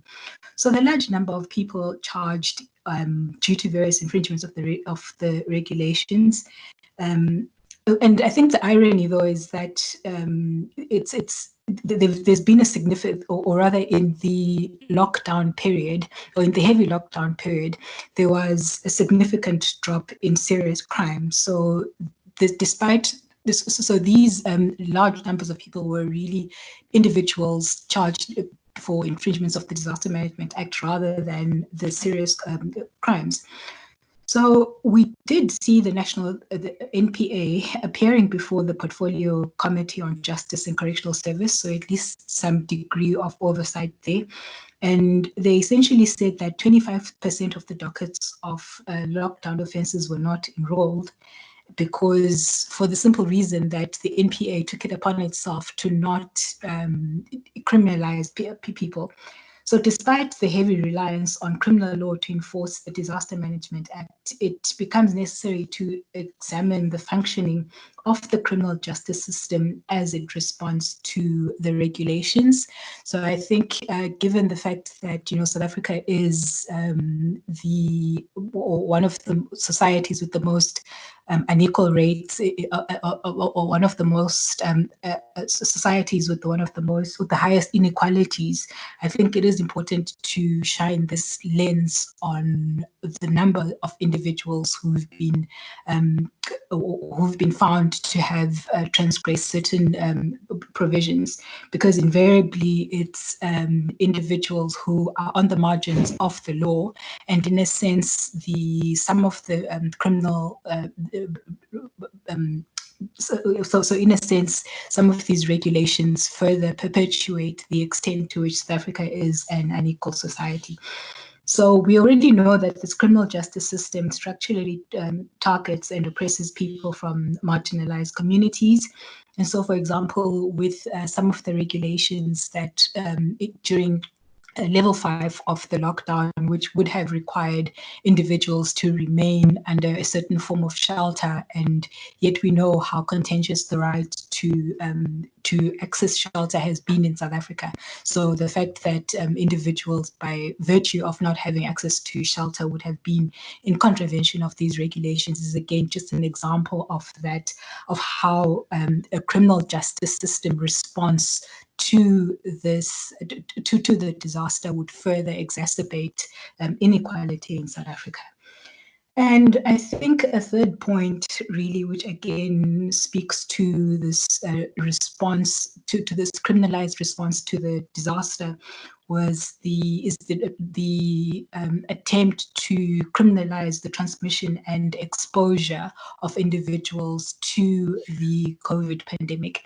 I think at the moment I've been trying to assess the extent to which the case has progressed, but apart from the initial media reports about individuals being arrested, there really hasn't been a follow-up that's been published in the media. But there were already 2 people in March who had been charged with attempted murder after testing positive for COVID-19 and failing to self-quarantine, right? And so that's the first manner in which there's been this specific criminalization of the COVID-19 response. And then, so secondly, again, I think as I've alluded to in my first 2 instances, is under the regulations that people who have been diagnosed with COVID-19 can be compelled to be in quarantine or self-isolation, and they must undergo the necessary treatment in order to prevent transmissions. So it's debatable, though, whether the exposure to a virus is currently criminalized. And although other jurisdictions do recognize a doctrine of depraved indifference, South Africa currently doesn't recognize so South Africa doesn't recognize that doctrine. But nonetheless, I think there's been S versus Piri, which was decided in the HIV context, in which the courts decided that exposure to HIV was criminalized, and intentionally, so if we follow that logic, it would follow that intentionally of injecting a person with COVID-19 could be a crime under South African law. So again, that response would be highly problematic. So I'm just going to end there. Yes.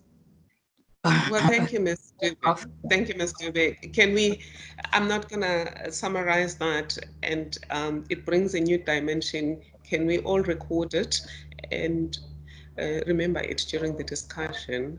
The next speaker is Ms. Marisha Froneman from the Tuma Foundation. Over to you, ma'am.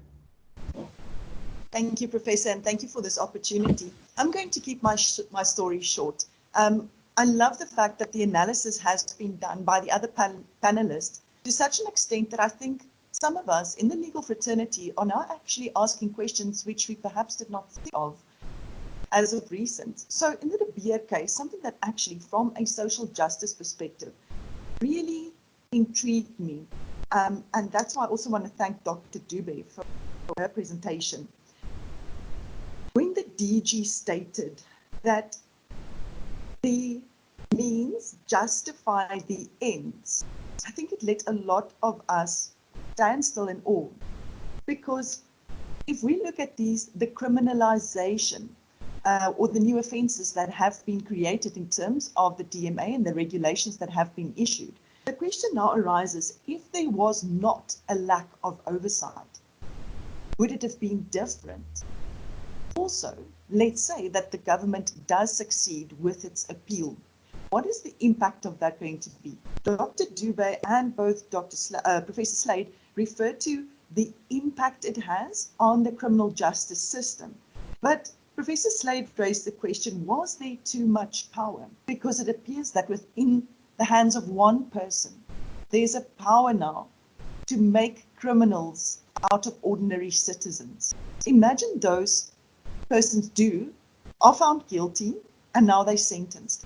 Never mind the impact it would have on the criminal justice system.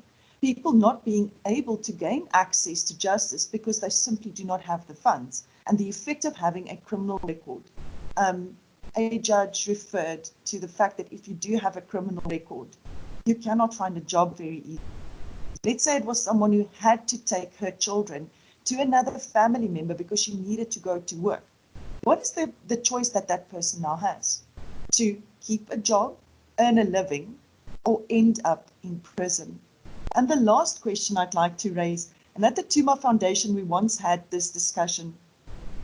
When the alert level 3 started, one of our ambassadors found that some of her friends and people that she knows, they had a party. Nobody was wearing masks. It was a gathering which is what the regulations actually forbids. The question now is, should we report those people?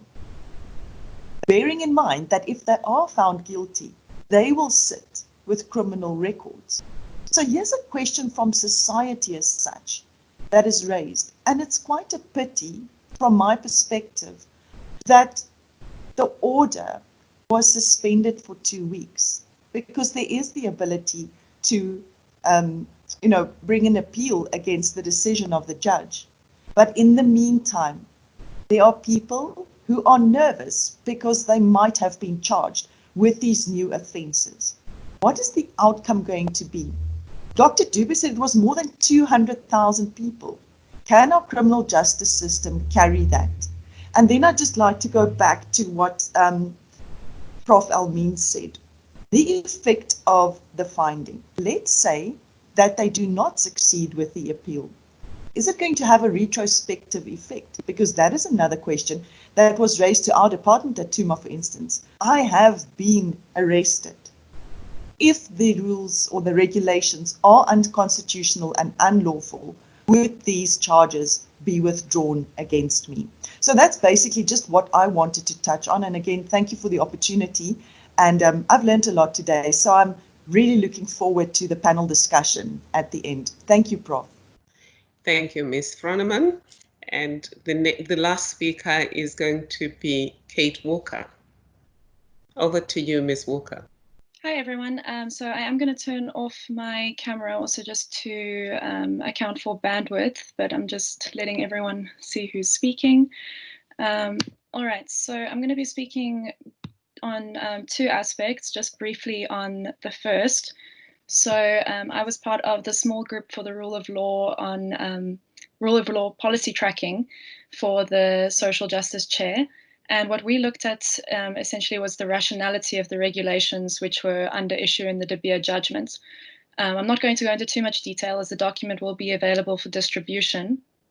But as a general overview, there were many regulations that were, in our opinion, rationally connected to the objectives. That is the wearing of face masks, the closing of national borders, the prohibition of evictions.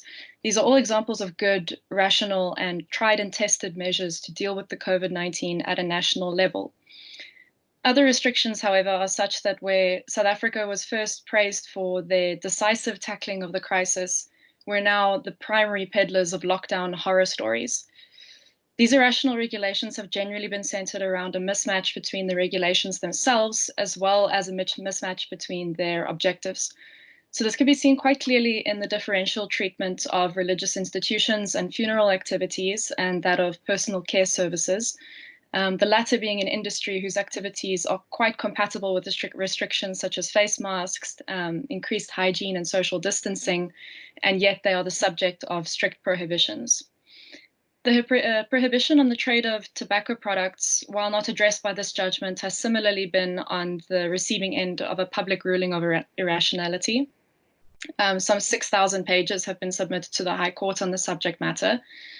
And while the government cites significant health practitioner support for this ban, we must keep in mind that the DMA permits the making of regulations which are necessary for the management of the disaster at hand. A goal to decrease consumption of tobacco products is something that can be seen as an overall goal of the increased health of the nation under a normal context, and not necessarily something to be enforced upon the population during a state of disaster. Arguments against the ban are, of course, extensive. Aside from the lost revenue reported by SARS and the reports of illicit trading activity in this arena, evidence that the ban has had any impact whatsoever on the smoking habits of the population have not been forthcoming. The ban might therefore go too far in its aim, which is simply, of course, to discourage smokers during a time of heightened risk. I'm going to move on to the second part, which is addressing the question of whether the Disaster Management Act is an effective legislative tool for the situation at hand. Given time constraints, I'll focus on decision-making as the primary issue. Of course, it must be pointed out that the law does not operate in a vacuum. It's the structure of a very real society with very real problems, some bigger than others. And if laws regulating situations as supposedly black letter as taxation are alive to the winds of change, so too by extension should laws surrounding national disasters or emergencies be. The fact that the existing legislative framework in South Africa could not foresee the impact of a global pandemic in the shape of COVID-19 is not controversial, nor is it unique. This has been recognized by many other countries, Italy included, where I am now, where lawyers are publishing articles left, right, and center on the inadequacy of the Italian emergency laws. And these have been earmarked for updates since before 2016. So while the directives regarding COVID-19 in Italy have been arguably procedurally quite creative, the response from the public and media have generally been positive, and some of the only opposition has been premised on the formulation that COVID-19 is a hoax. The same, of course, cannot be said for South Africa. While some arguments could be made as to comparisons of political activity between South Africa and Italy, it must also be submitted that a country boasting a Disaster Management Act that was praised internationally for its progressiveness could perhaps be expected to have done much better. So in terms of decision-making, the Act establishes three national level bodies: the Intergovernmental Committee on Disaster Management, that is the National Disaster Management Center, and the National Disaster Management Advisory Forum. If any of these names sound new to you, you are not alone. I think that the majority of people have only become acquainted with these names by virtue of reading the Act. While the Intergovernmental Committee was duly established in 2016 under President Jacob Zuma, this appears to be the last that we hear from this elusive entity. Essentially, what this committee is supposed to do is to coordinate disaster management among spheres of government. Not only have we not heard much about this committee during the time when they are perhaps most relevant, but it's also worth noting that the disharmony that exists between our national, provincial, and local spheres in terms of disaster preparedness is something that has been the topic of report for many years, even predating the DMA. This committee is also tasked with advising the Cabinet on the National Disaster Management Framework, the content of which is set out in Section 7 of the Act. I speak under correction, but I think that it's worth noting that a disaster management framework dating 2005 can hardly be said to, as in subsection 1, to be appropriate for the Republic as a whole, or in subsection H, to promote disaster management research. Next up, we have the Disaster Management Center. As pointed out by Prof. du Plessis in her recent joint article, this entity was initially intended to be located in the Ministry of the Presidency. This makes sense as it plays an extremely important role in disaster management and should be well positioned in terms of authority and resources in order to make decisions. This was the course of action agreed upon, and during the discussions surrounding the bill, however, it was eventually merely left to the Ministry of COGTA, where it still sits today. Lastly, we have the National Disaster Management Advisory Forum, charged with making recommendations to the Intergovernmental Committee. However, the body that has been cited as making the majority, if not all of the decisions relating to South Africa and COVID-19 have been the so-called National Coronavirus Command Center. It has been well established through various reports and statements by the government itself that this body is not established in terms of the Disaster Management Act, where all decision-making authority in terms of disaster management is supposed to be derived from. What has raised more concern is the fact that no one is entirely sure who this NCCC is comprised of, why they are qualified or not to advise government, and that all activity of this secret society is confidential. Section 27 is supposed to set out the way in which the regulations regarding the state of disaster are to be made. Irrespective of whether the power vested here is constitutional, and I'll get to that, should it be the case that this NCCC are the ones actually making decisions and thereafter merely rubber stamping them with the Minister of COGTA's signature, this would be in direct conflict with the Act, obviously. The question of why existing statutory bodies established in order to deal with situations like the present are not being used, but rather being replaced by ad hoc committees of vague shape, form, and mandates must be posed to the government directly for the sake of transparency and accountability. I don't want to speak at too much length about Section 27. There is a host of information on this topic online, and I'm certainly not the best position to provide a full analysis. But essentially, the section of the Act sets out the, if you can call them, quasi-lawmaking power of the minister. The first subsection addresses the declaration of a national disaster as advised by the National Disaster Management Center under Section 23, which is an equally problematic section. There is no requirement under law for the minister to consult with Parliament on this declaration. And similarly, when the minister makes regulations, which, as we see in the current situation, have very far-reaching consequences for the fundamental rights of the citizenry, they must do so only in consultation with the relevant cabinet member. While the government has been at pains to point out that the minister has in fact consulted with Parliament, the fact that there's no statutory requirement for her to do so, and thus no measure of accountability for whether this has been done or done sufficiently, is obviously problematic. This lack of parliamentary oversight extends even to the termination and extension of a state of disaster, which are two very, very important decisions, and these are left solely to the discretion of the minister. For a legal system which is ordinarily so conscientious about the separation of powers and cooperative governance, this seems, to put it bluntly, quite strange. I've read a few cases throughout my years of legal studies where judges go on what we call frolics of their own, sometimes ending up where we want them to, but not with the reason that we want, in which case our non-legal friends are always very quick to ask us what the fuss is about. And sometimes judges during these frolics leave Easter eggs. In paragraphs 4.6 to 4.12 of the De Beer judgment, I believe that Judge Davis does just this. These 7 paragraphs set out exactly what the court believes to be problematic about the declaration of the state of disaster, and then pointedly remarks about the fact that the applicants did not choose to pursue this form of relief. It is, of course, speculation at most to say that such a claim would have succeeded, but provided that the Democratic Alliance succeeds in bringing this claim to the Concourts, we may be lucky enough to find out. Thank you. Thank you, dear colleagues. Our last 3 colleagues brought new dimensions to the conversation. Ms. Dube highlighted the challenge of this, not of the judgment, the challenge that comes with the criminalization of violations of the COVID-19 regulations, and how this condemns primarily the poor to criminality, which has implications for jobs. And that's something we'd like to talk about. Ms. Froneman had raised the question of what happens if this judgment is upheld.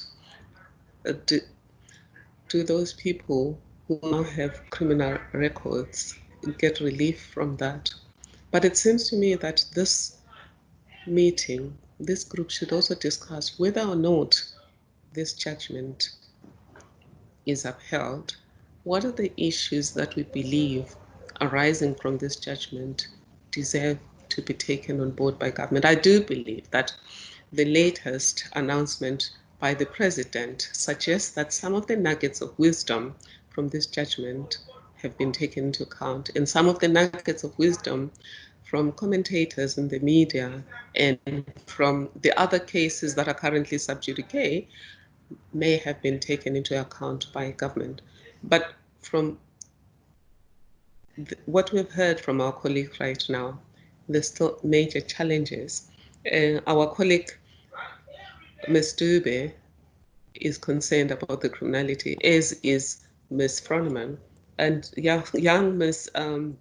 Kate Walker takes us back again to the issue of government having to act within the confines of the power and authority given to it by law, and whether or not the judge himself may not have gone beyond what he was allowed to do. But having done so, is it possible, though, that in so doing, there is an Easter egg or something good that he has left for us that need not be thrown away as people throw away a baby with the bathwater.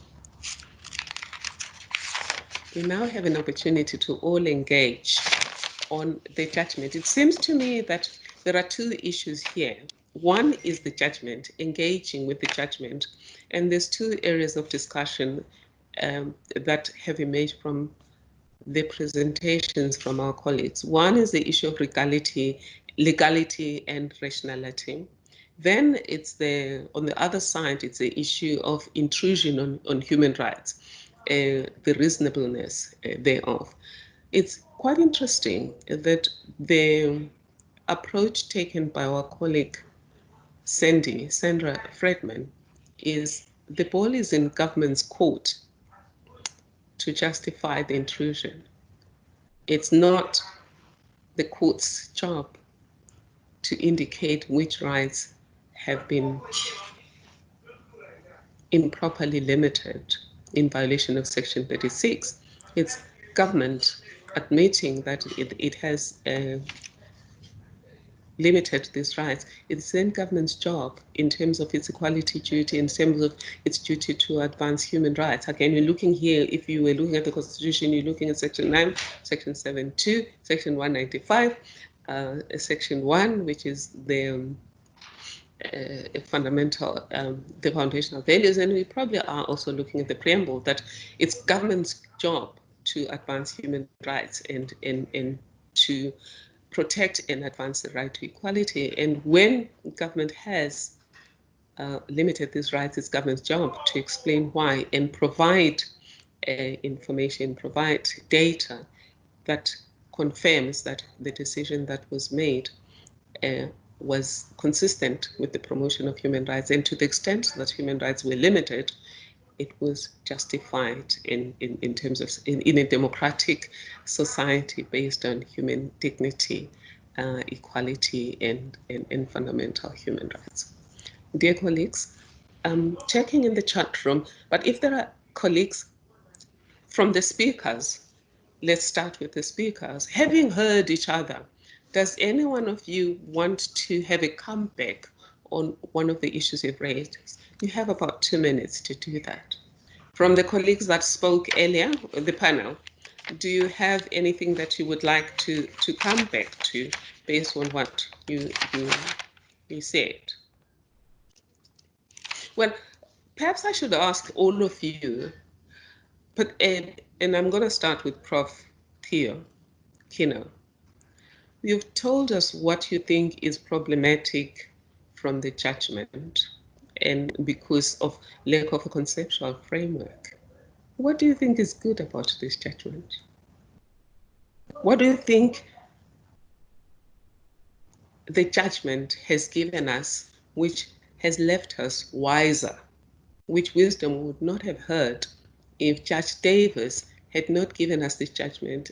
Yes, it was limited circumstances. We've heard that the pleadings themselves were not the best of pleadings, given it was a layperson who came with them, and then coupled with the fact that we're talking about motion proceedings.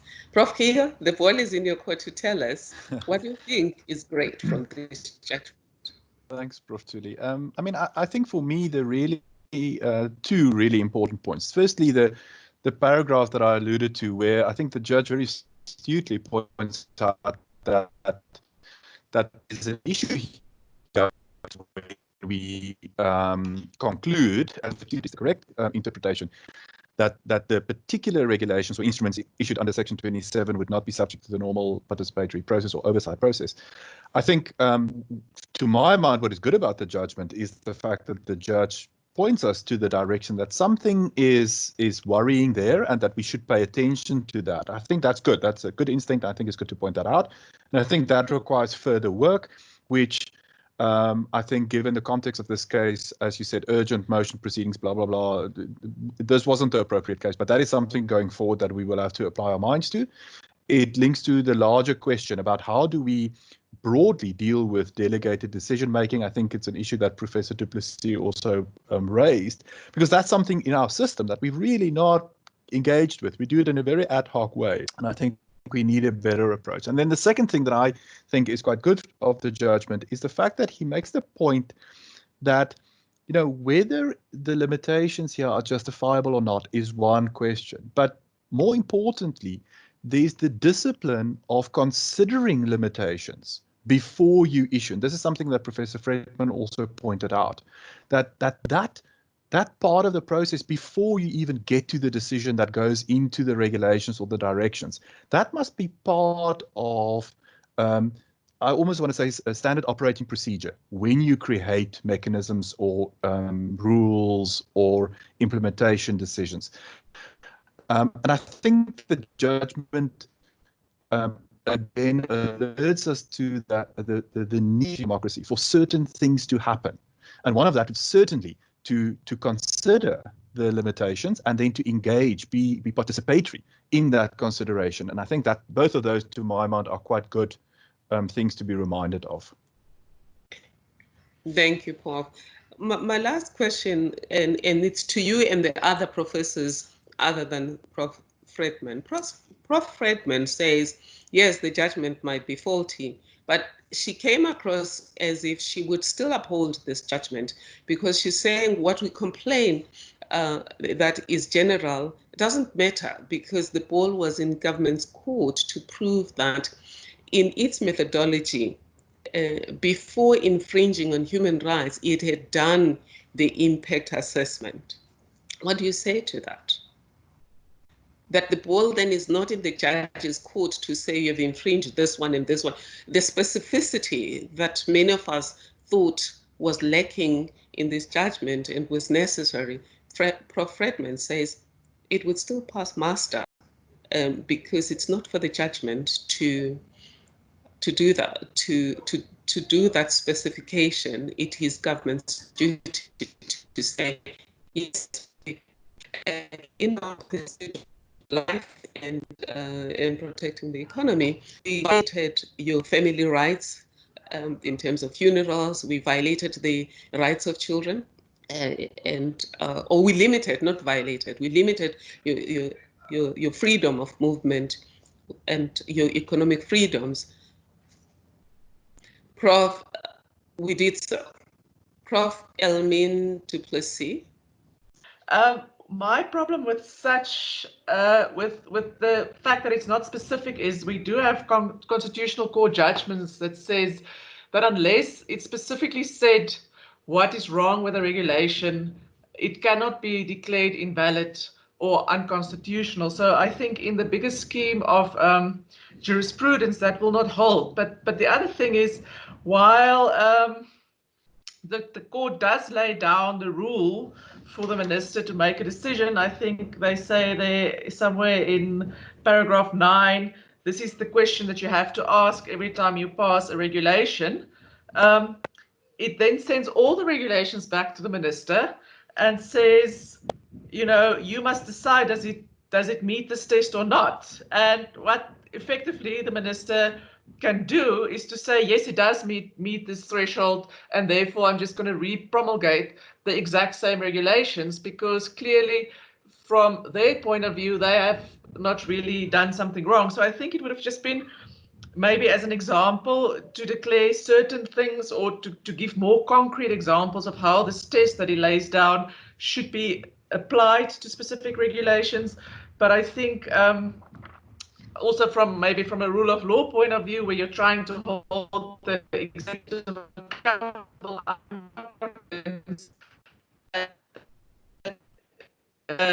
that really was effective. Then the other question, of course, and that's also why my question comes in on how we see a directive is more policy orientated.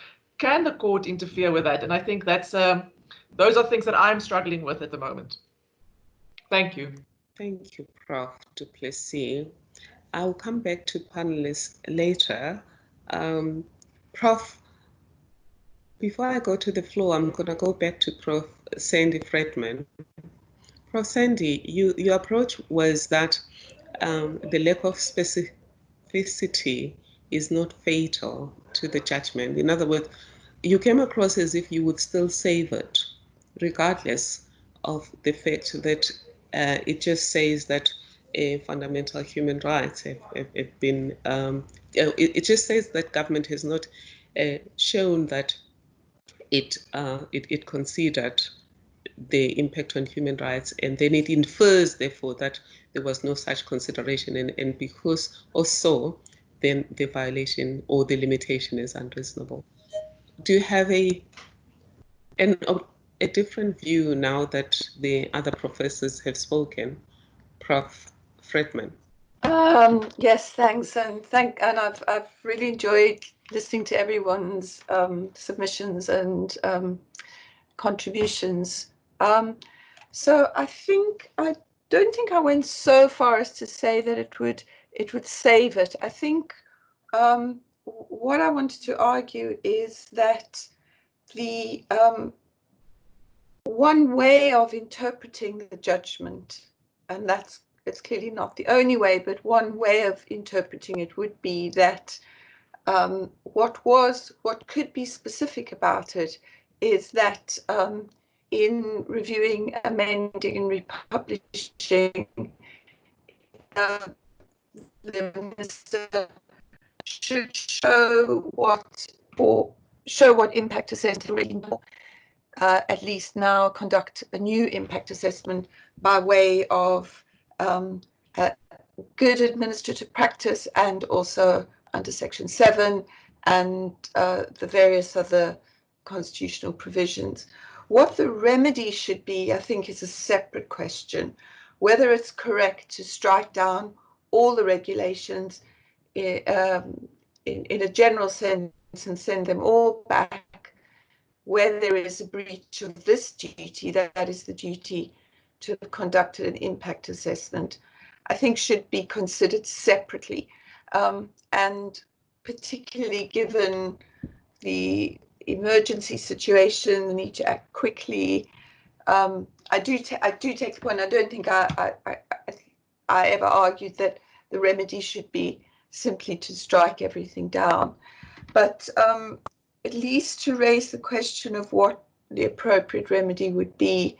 And certainly I don't think it would be sufficient for it to go back to the minister, and the minister simply to say, well, we think, or I think that the regulations are acceptable, and republish them exactly as they are, because part of what would need to be done would be an impact assessment with some clear documentation of what it is and what mitigating circumstances have been, what mitigating steps have been taken, particularly on the equality issue. I'm not sure what the remedy should be, and I'm very happy to continue discussing exactly how this should be, and could potentially be part of an ongoing court proceeding, some kind of requirement that the minister come back to the court with certain more specific conclusions, rather than simply striking them down in a vague way. Thank you, Prof. To Ms. Marna Lawrence, colleague in the Social Justice Chair, your hand has been up for quite some time, and therefore you're the first one to have the floor. Other people who have any interest in speaking, please put up your hands, and I will point at you as the time arises. Marna, over to you, ma'am. Thanks, Prof. I just want to ask a question regarding the socio-economic impact assessment framework that you spoke about, SIAS, that we also have been exploring. As the statements from Parliament says that following the establishment of the SIAS by the Cabinet in February 2007, from 1 October 2015, any Cabinet memoranda seeking approval for draft policies, bills or regulations must include a socio-economic impact assessment compiled and approved by the SIAS unit, which operates under the Presidency. So I would just like to find out, because I've been trying to assess this, maybe Almin or Prof. Kuno can also answer there on whether in the case of the Disaster Management Act, they should have still adhered to this impact assessment, because I was thinking that maybe this is something that can then be combined with the equality impact assessment framework, if that is something that one could suggest as a solution to government, if one of them could maybe give some input on that. Thank you, Marna. Dear colleagues, here's the question around whether we think it was compulsory for government to subject the regulations and all of the subordinate instruments under the regulations to a CIAS impact assessment. Of course, the CIAM assessment it's our invention, and Prof. Fredman has another tool for equality, the 4-dimensional equality impact assessment. There's another tool that Professor and Judge Davis spoke about, which is a 3-dimensional impact assessment for poverty.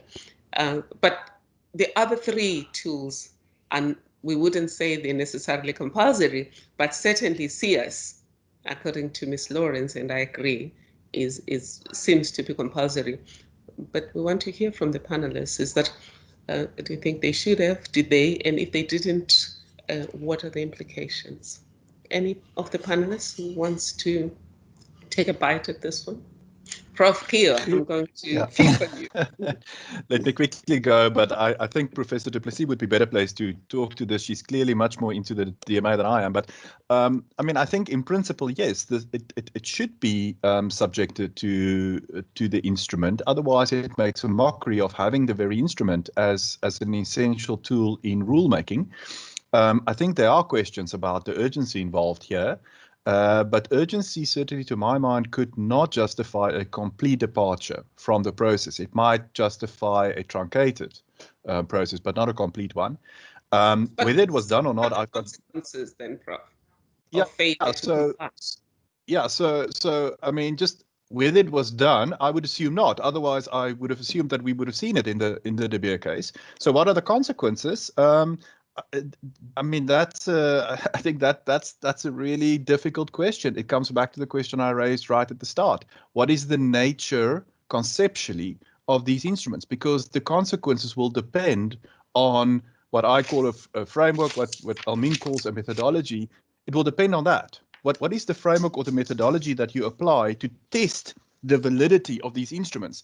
Because the failure to comply with this step will be determined by that method. Now, if we were to follow my preferred method, which is administrative law, this would simply be a precondition in the old common law terminology of jurisdictional facts, which of course we don't use anymore, but this would be a material precondition not met, in which case there would be a ground of review under PAJA, which might result in the regulation being invalidated, set aside on a review.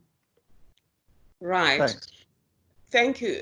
I'm going to go to Prof. Du Plessis, and both of you, I think, and Prof, the other profs, where is Prof. Slade? I don't see him anymore. But one of the things we have to answer is that question that you keep raising about the location of these regulations. The judge has already said this regulations in terms of Section 26 are different from regulations in terms of Section 59, and therefore do not have to go the onerous journey dictated by Section 59, which includes approval by the NCOP. But does that also then change the status of these regulations? Because ordinarily regulations are regarded as law because they do transcend the separation of powers in that they do get approved at parliamentary level, even though they are an executive instrument. But these ones, once we have decided that they don't need to have any legislative oversight, does that reduce their status or change their status from being legislation to being an administrative instrument and therefore subject to administrative law proper, as opposed, or subject to PAJA as opposed to confined to the nebulous principle of legality, and it's even more confinement to the principle of rationality. Sorry, I've gone on forever and ever. Oh, Prof. Slade is gone. I'm sorry. If I had known, I would have asked him questions earlier. Thank you, Wantu, and thank you, team. Prof.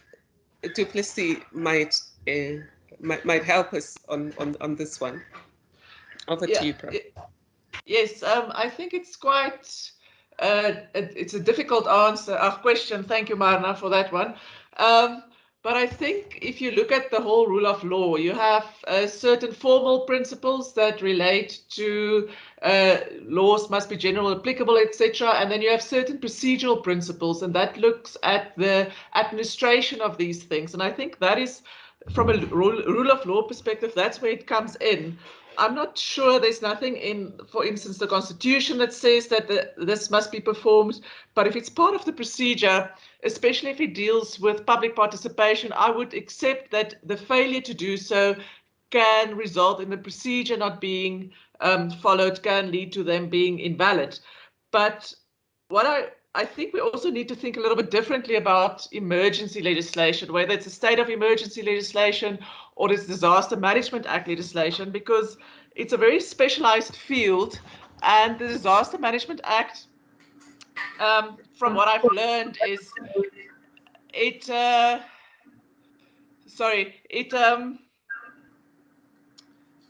was set up during times of calm to prepare for emergencies, and it tries to incorporate participation by establishing these other institutions in the act, that in the case that the emergency does happen, these institutions come in and they help to manage the system to, at least for the time of the disaster, there is some form of public participation, although it's not the strict public participation that we expect in times of normality. And that is why, and I'm very glad that somebody else is also interested in the rest of the legislation. That is why I think it's so important to ask the questions that, in the absence of that intergovernmental committee existing, in the absence of the advisory committee existing, how do we deal with public participation? Because I think those committees were supposed to do the part of public participation, of this other things that come in, of even equality testing, because in the in the advisory committee, you would have had NGOs that had a voice in the process. So for me, that also, you know, we are stepping back and we are looking at the bigger picture, and I think there are structural issues that we really have to look at, and I don't think it's only with the Disaster Management Act, but obviously the Disaster Management Act's got such a big impact in our lives at the moment that these questions come out there as well. Thank you, Prof. Du Plessis. I get that the answer is taken cumulatively, the procedural missteps could lead to a finding of failure to adhere to the requirements of administrative law. But taken cumulatively, not just one. Dear colleagues, dear panelists, Ms. Dube, Ms. Walker, Ms. Froneman, and anyone else, do you have anything more to add to the question raised by Ms. Lawrence? The big question here was, does government's failure to adhere to its own CS impair the decisions that flow from there on? Which decisions are the passing of the COVID-19 regulations, directions, and other subordinate instruments. Of course, this is not a decision of the judgment. These are some of the ancillary issues that people are raising. Right. If I don't see any other panelists who wants to say something on that. Okay, Sandy wants to say something.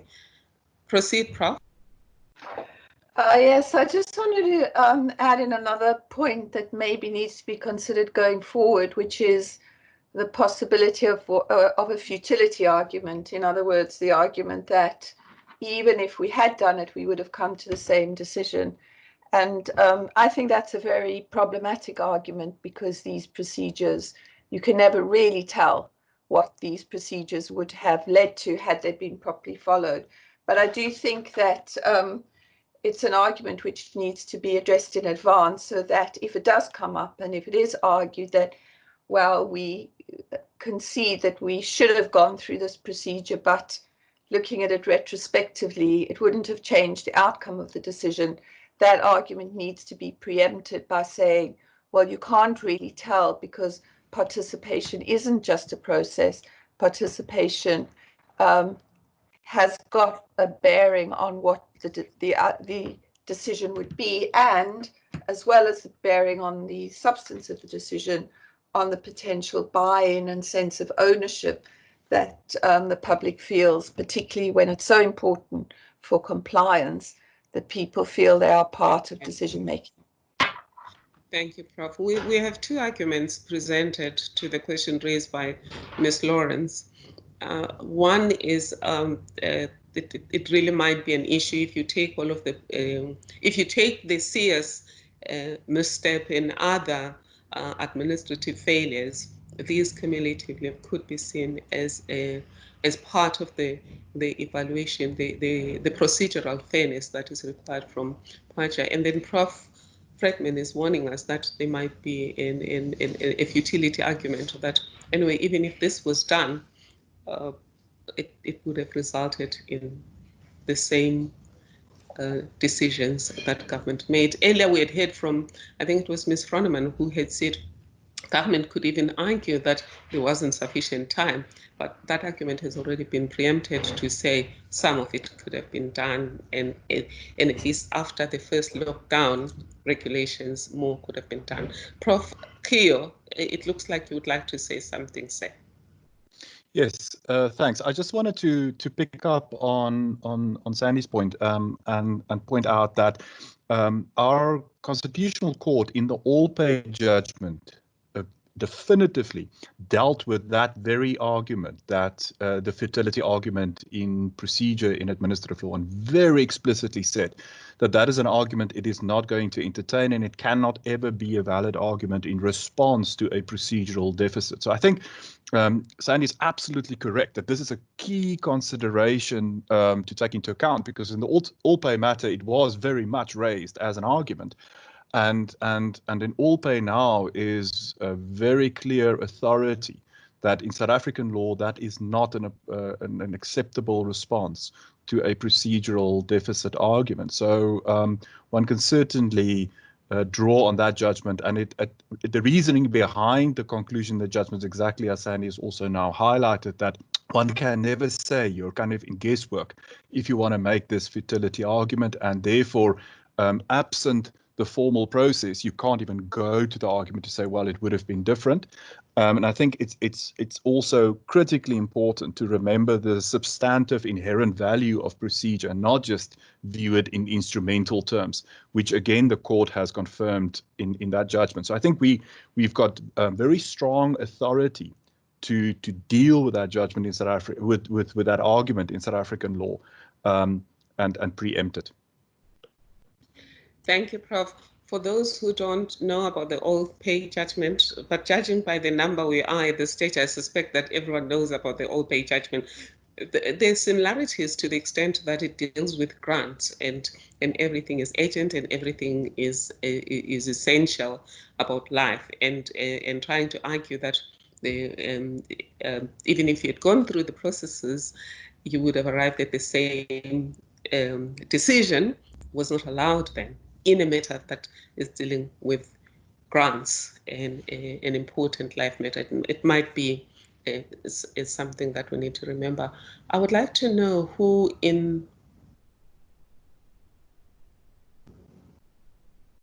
I would like to know if there's any other person who has a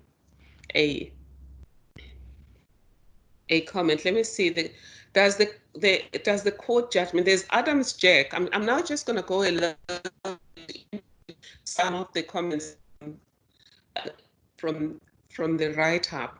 Does the court judgment create room for imposing a preferred order onto policy-making processes in South Africa? Is Adams Jack still in the room? It would be helpful. I do not fully understand the question, sir. Hello, Professor Maransela. Yes. I'm Please proceed. just curious about whether this is bringing, I'm not a legal scholar, so I can understand the arguments that are made, but I don't know the background. I don't have the background knowledge. I'm just curious about what requirements this court judgment is trying to bring in to policy processes. I think that's a very sound a question around if this judgment is upheld.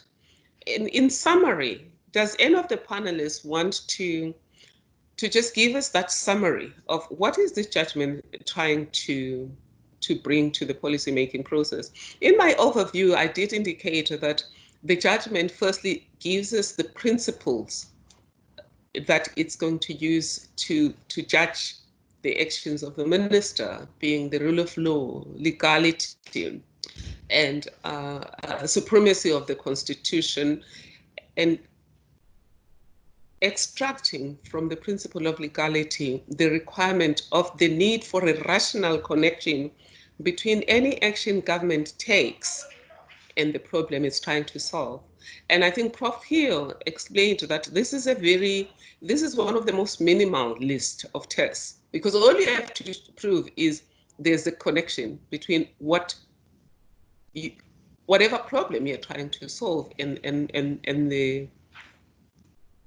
the action you've taken. For example, the judge questions why night vigils are prohibited.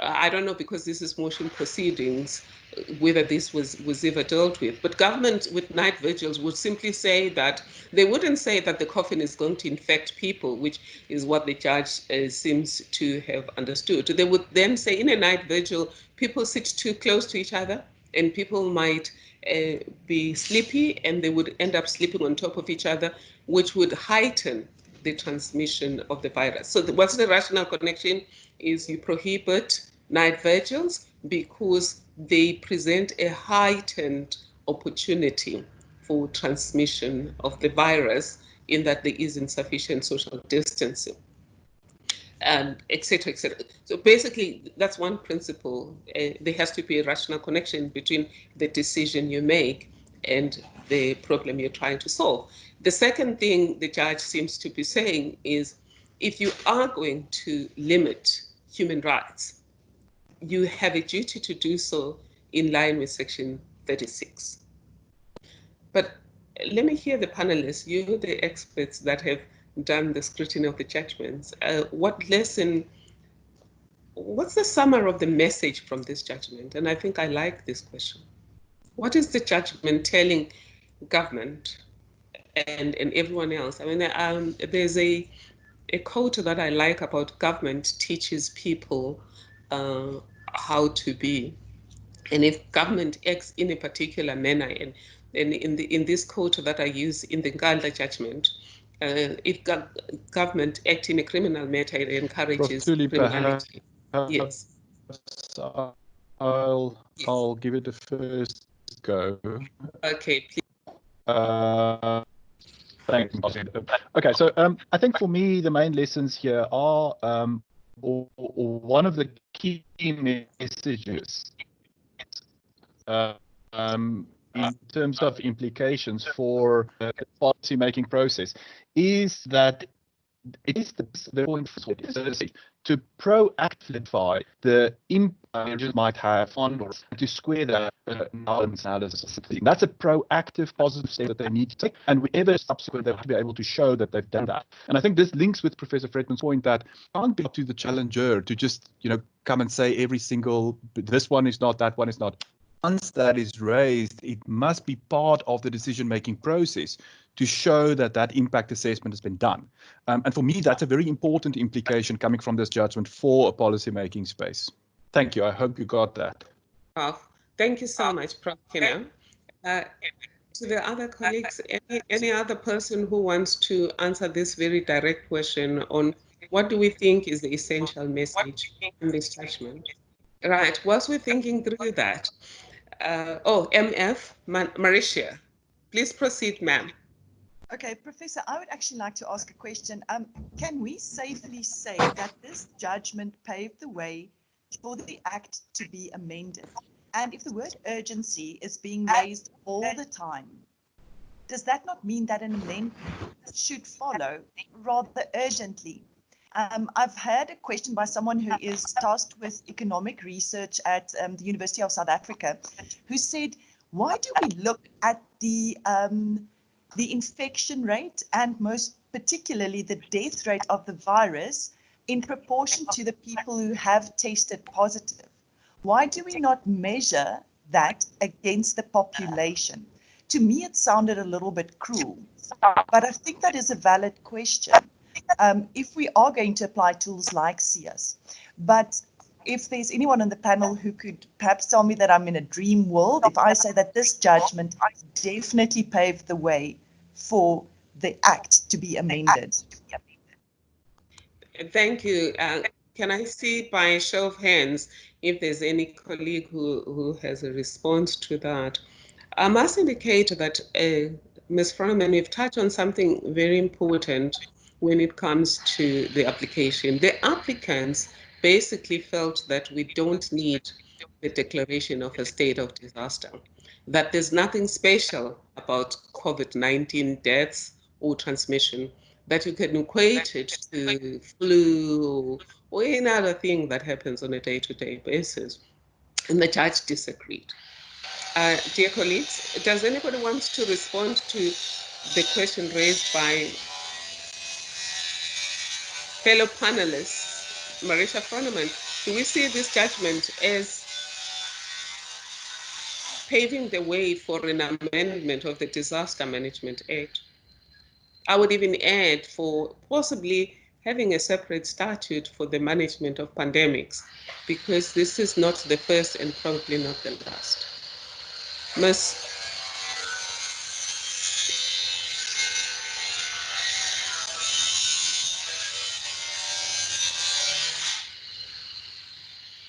Right. Any of the colleagues who has an answer to that? Prof.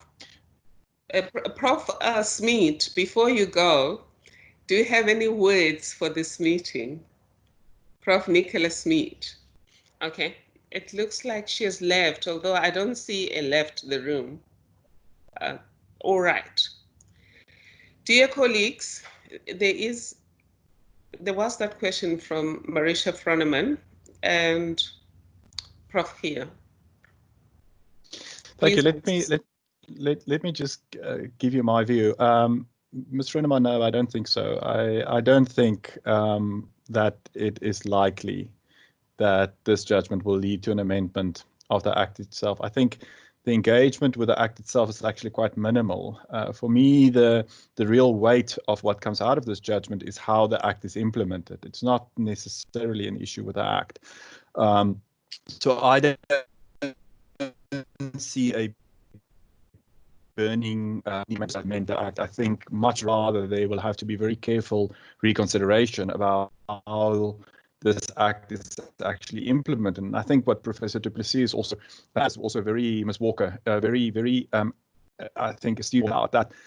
Part of the problem you're facing is not the Act itself, but the fact that you implement complicated structures under this Act. So I think the more burning question is why did we create seems to be an adequate framework for dealing with disasters, but we never implemented the machinery to make it work. And now that we're in the midst of a disaster, we are kind of flailing because we don't have the structures in place. So for me, it's rather an issue of really taking the executive government to task for not implementing appropriately. And I would hope, talking about reaction, I would hope that the reaction we would see from Parliament in terms of their general oversight structure, competence under the Constitution, is to call government to task, to say, but we passed this law that calls certain structures to be put in place. You patently didn't do this, and it cost us. Why didn't you do your work? So for me, the action is on that part, rather than tinkering with the Act itself. Thank you. I take it then that Prof. Keo disagrees with the judge, and the judge, one of the judge's comments is that this act did not anticipate a disaster involving a pandemic, but it does seem that the act does manage, it does mention diseases. And of course, it wouldn't have anticipated a particular name of a disaster. So it could have been Ebola, it could have been in a particular kind of influenza. It just happened to be COVID-19. I'm going to ask panelists at this stage, in the absence of any further questions, I am going to ask colleagues to make their closing remarks. And in making your closing remarks, if there's anything you haven't said about what is it in this judgment that needs to be listened to, I would appreciate if you say so. I'm saying this because personally, I do think that this judgment might have difficulties in terms of framing, as we've heard from many of you. It might have not even set out clearly the difference between the administrative law part and the general human rights part, taking into account the understanding that there is an overlap here between Section 33, which is a human rights on its own, and all of the other human rights. So despite all of those difficulties, I would like in your closing remarks to send a message to government, if any, about any aspect of this judgment that you would like to be taken forward. Thank you. I'm going to start the way we were supposed to start then originally. All of you have 3 minutes. I'm going to start with Prof. Duplessis. I think it was Prof. Duplessis. No, Prof. Fredman. Prof. Fredman, you have the floor. Yeah, hi, thank you. Well, again, I would just restate the point that I think that does come out of this is the really important requirement that there should be a duty to have regard to the impact on individuals' rights before promulgating regulations. And I did want to just clarify one other thing, which is there has been criticism of the judgment, probably rightly, that it confuses the rationality, the decision about whether it's been irrational with the decision as to whether it's justifiable under Section 36. But I think the need for an impact assessment could be relevant to both, in that the rationality requirement requires all relevant considerations to be taken into account and irrelevant considerations to be disregarded, although it doesn't dictate the weight. But you can't take all relevant considerations into account if you haven't done this evaluative exercise ahead of time. So that would go to the rationality issue. And then the Section 36 issue, it would go to as well in the NICRO sense that once, if the court finds that a prima facie breach of a right has taken place, if the government wishes to justify that, it has to show that it can put evidence before the court that it has considered the impact and taken all necessary mitigating steps to show that there were no other alternative means. And that's much more of a proportionality measure. But I think the proactive impact assessment can be used for both of those arguments. Thank you. Thank you, Prof. Fredman. Prof. Duplessis. Yes, thank you. I think what especially the past 3 months have shown, and it comes out in this judgment as well, is how we make decisions are very, very important. And it's not only important outside of an emergency situation, it's even more important during an emergency situation because it can have long-term effects, as we know. So, from that point of view, it's always important to see that laws are properly implemented and that the processes within these laws are there to ensure that it's in line with our democratic principles of accountability and transparency. I like the saying that says old sins have long shadows, and I think the old sin of the DMA not being properly implemented now casts a very long shadow. with the erratic and the strange way that we are making decisions at the moment.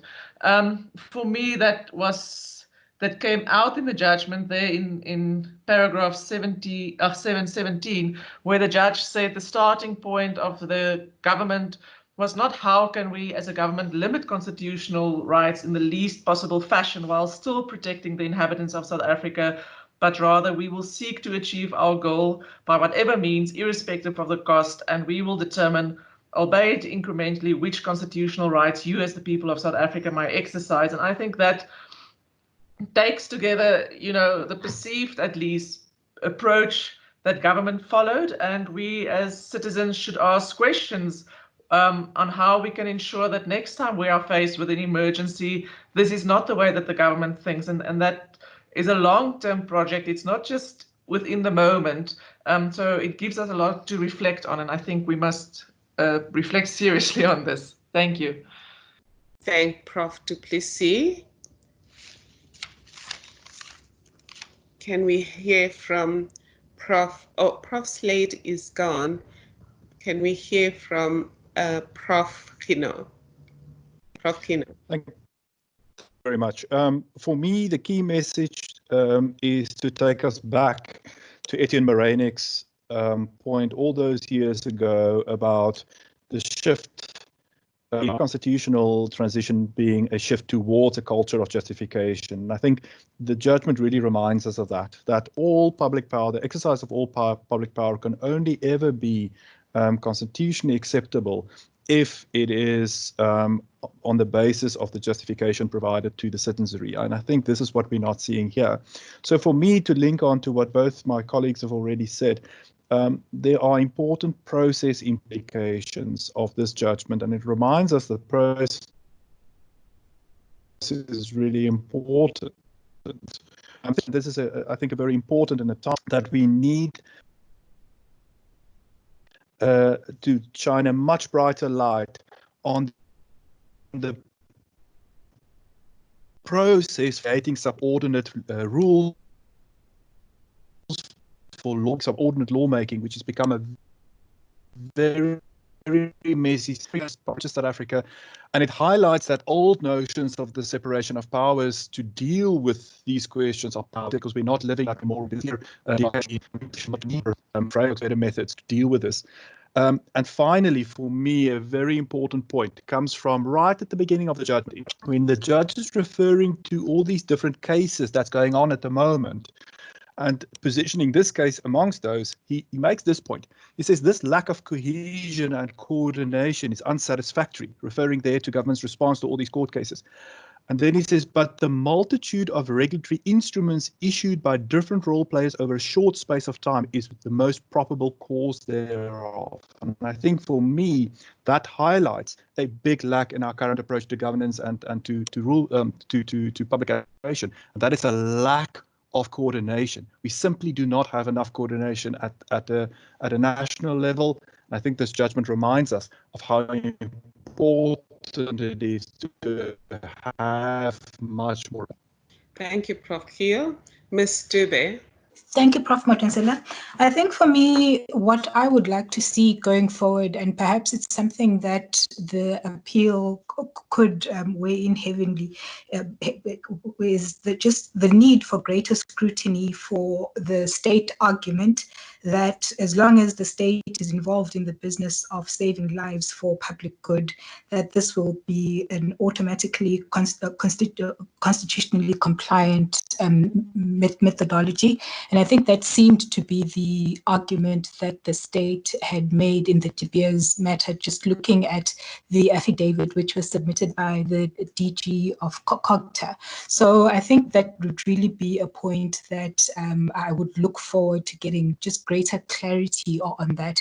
I think especially when it comes to issues around process, issues around methodology, and how exactly the state goes about fulfilling its constitutional obligations allegations, that it should be beyond, that it shouldn't just be a question of the state declaring that because it's a public good, there shouldn't be any scrutiny as to how exactly the methods are used, or as to how exactly or what sort of methods are implemented in achieving this public good. Thank you, Prof.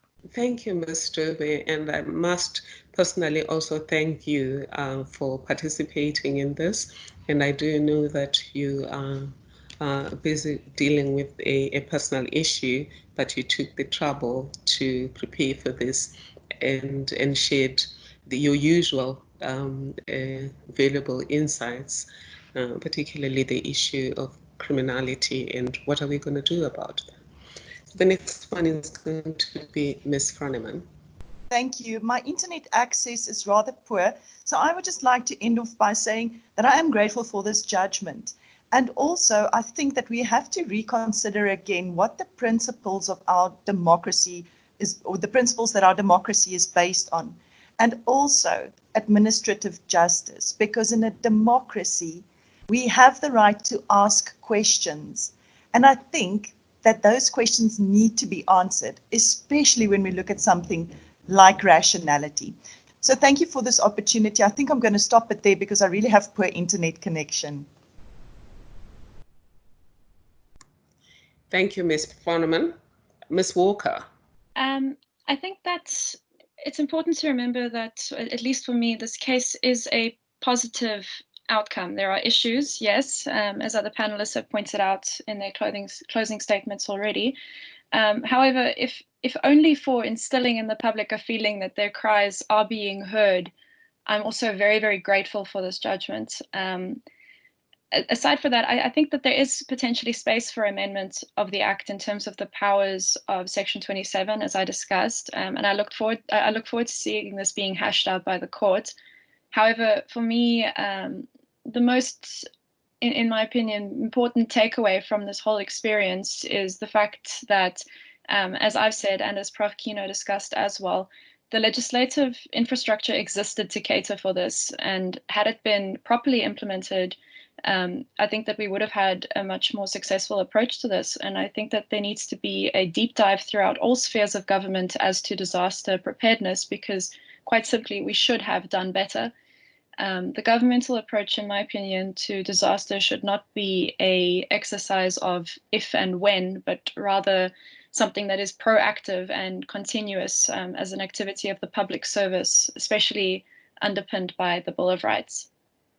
Thank you, Ms. Walker. I would like to thank all of the panelists for sharing such wise, well-researched, and groundbreaking insights on the judgment in De Beer versus Minister of Cooperative Governance and Traditional Affairs. The panelists have not just confined themselves to an analysis of the judgment.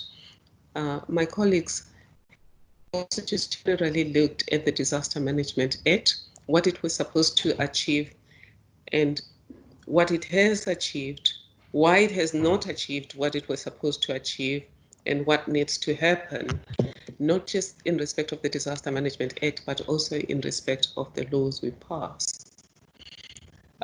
The colleagues have also just dealt with a culture of justification and a culture of constitutionalism.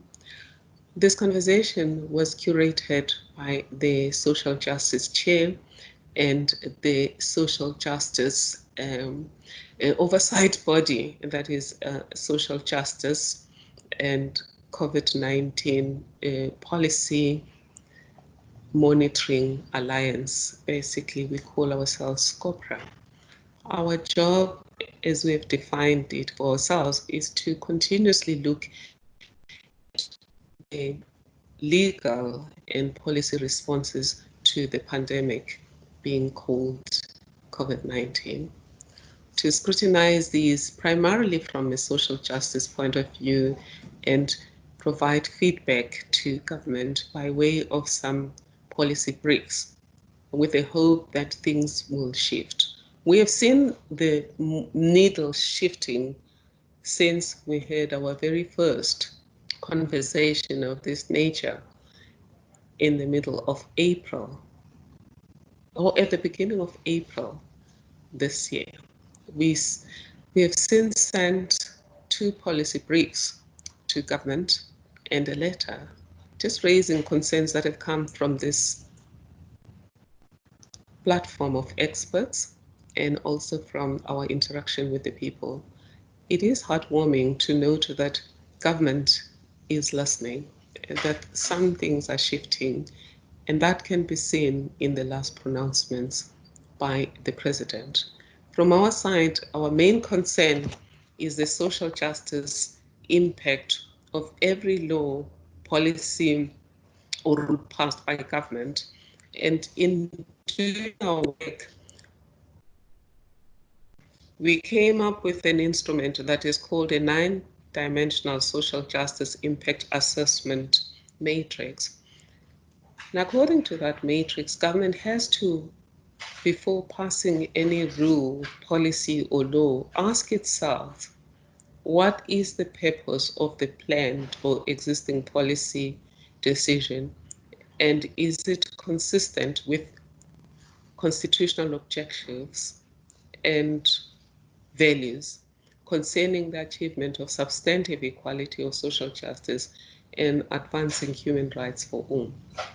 Government has to ask who or what group is the target or main beneficiary of the policy or decision or law it is planning. 3, does the policy decision differentiate or treat everyone on a one-size-fits-all basis? 4, what data has been relied on in designing that policy? Was that data sufficiently disaggregated in terms of the constitutional grounds of prohibited discrimination, including overlaying or intersectionality of grounds? 5, does the policy decision confer disproportionate advantage to any group identified in terms of one or more of the grounds, 17 grounds in the Constitution? And does this disproportionately withhold advantage or privilege to any group identified by the same constitutional grounds? 6, does the policy or decision or law advance or reduce historical disadvantage with a view to advancing equality, including equal enjoyment of all rights and freedoms, as envisaged in Section 9.2 of the Constitution, read with Section 7.2. Section 9.2 is the equality clause, which says that equality includes equal enjoyment of the rights and freedoms protected in the Constitution. Section 7.2 places a duty on government to protect and advance human rights. 7, the 7th dimension is if the policy or decision disproportionately advantages or disadvantages a group or group identified in terms of constitutional grounds, how important is it? Can its purpose be achieved through less intrusive means? 8, if the purpose can't be achieved through alternative means, what compensation measures have been built in to offset the disproportionate disadvantage to one or more groups or combination thereof? 8, if the purpose can't be achieved through alternative means, what compensation measures have been built in? And 9, have all affected groups been consulted or involved in the policy design and afforded opportunities to influence the design and possible rethinking of potentially unduly harmful impact? If you listen to what the colleagues have said, the elements of the conversations have covered what we already told government it must do. So therefore, in crafting regulation, alert level 3 regulations, government already had this information. We had also said to government it has to take into account its own SIAS instrument, which is social and economic impact assessment systems. The conclusion from our colleagues is that the judgment may be flawed, primarily because it was motion proceedings and the time factor of writing it up. And it is even possible that the judgment might not stand scrutiny on appeal. But the panel has been unanimous in saying that in this judgment are various kernels of wisdom that government would ignore at its own peril and our peril.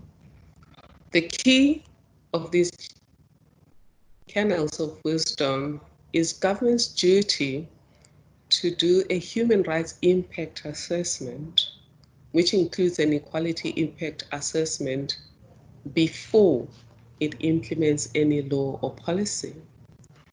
It has to satisfy itself that this law or policy or regulation is not going to undermine human rights. And if it will limit human rights, that should be justifiable in an open and democratic society.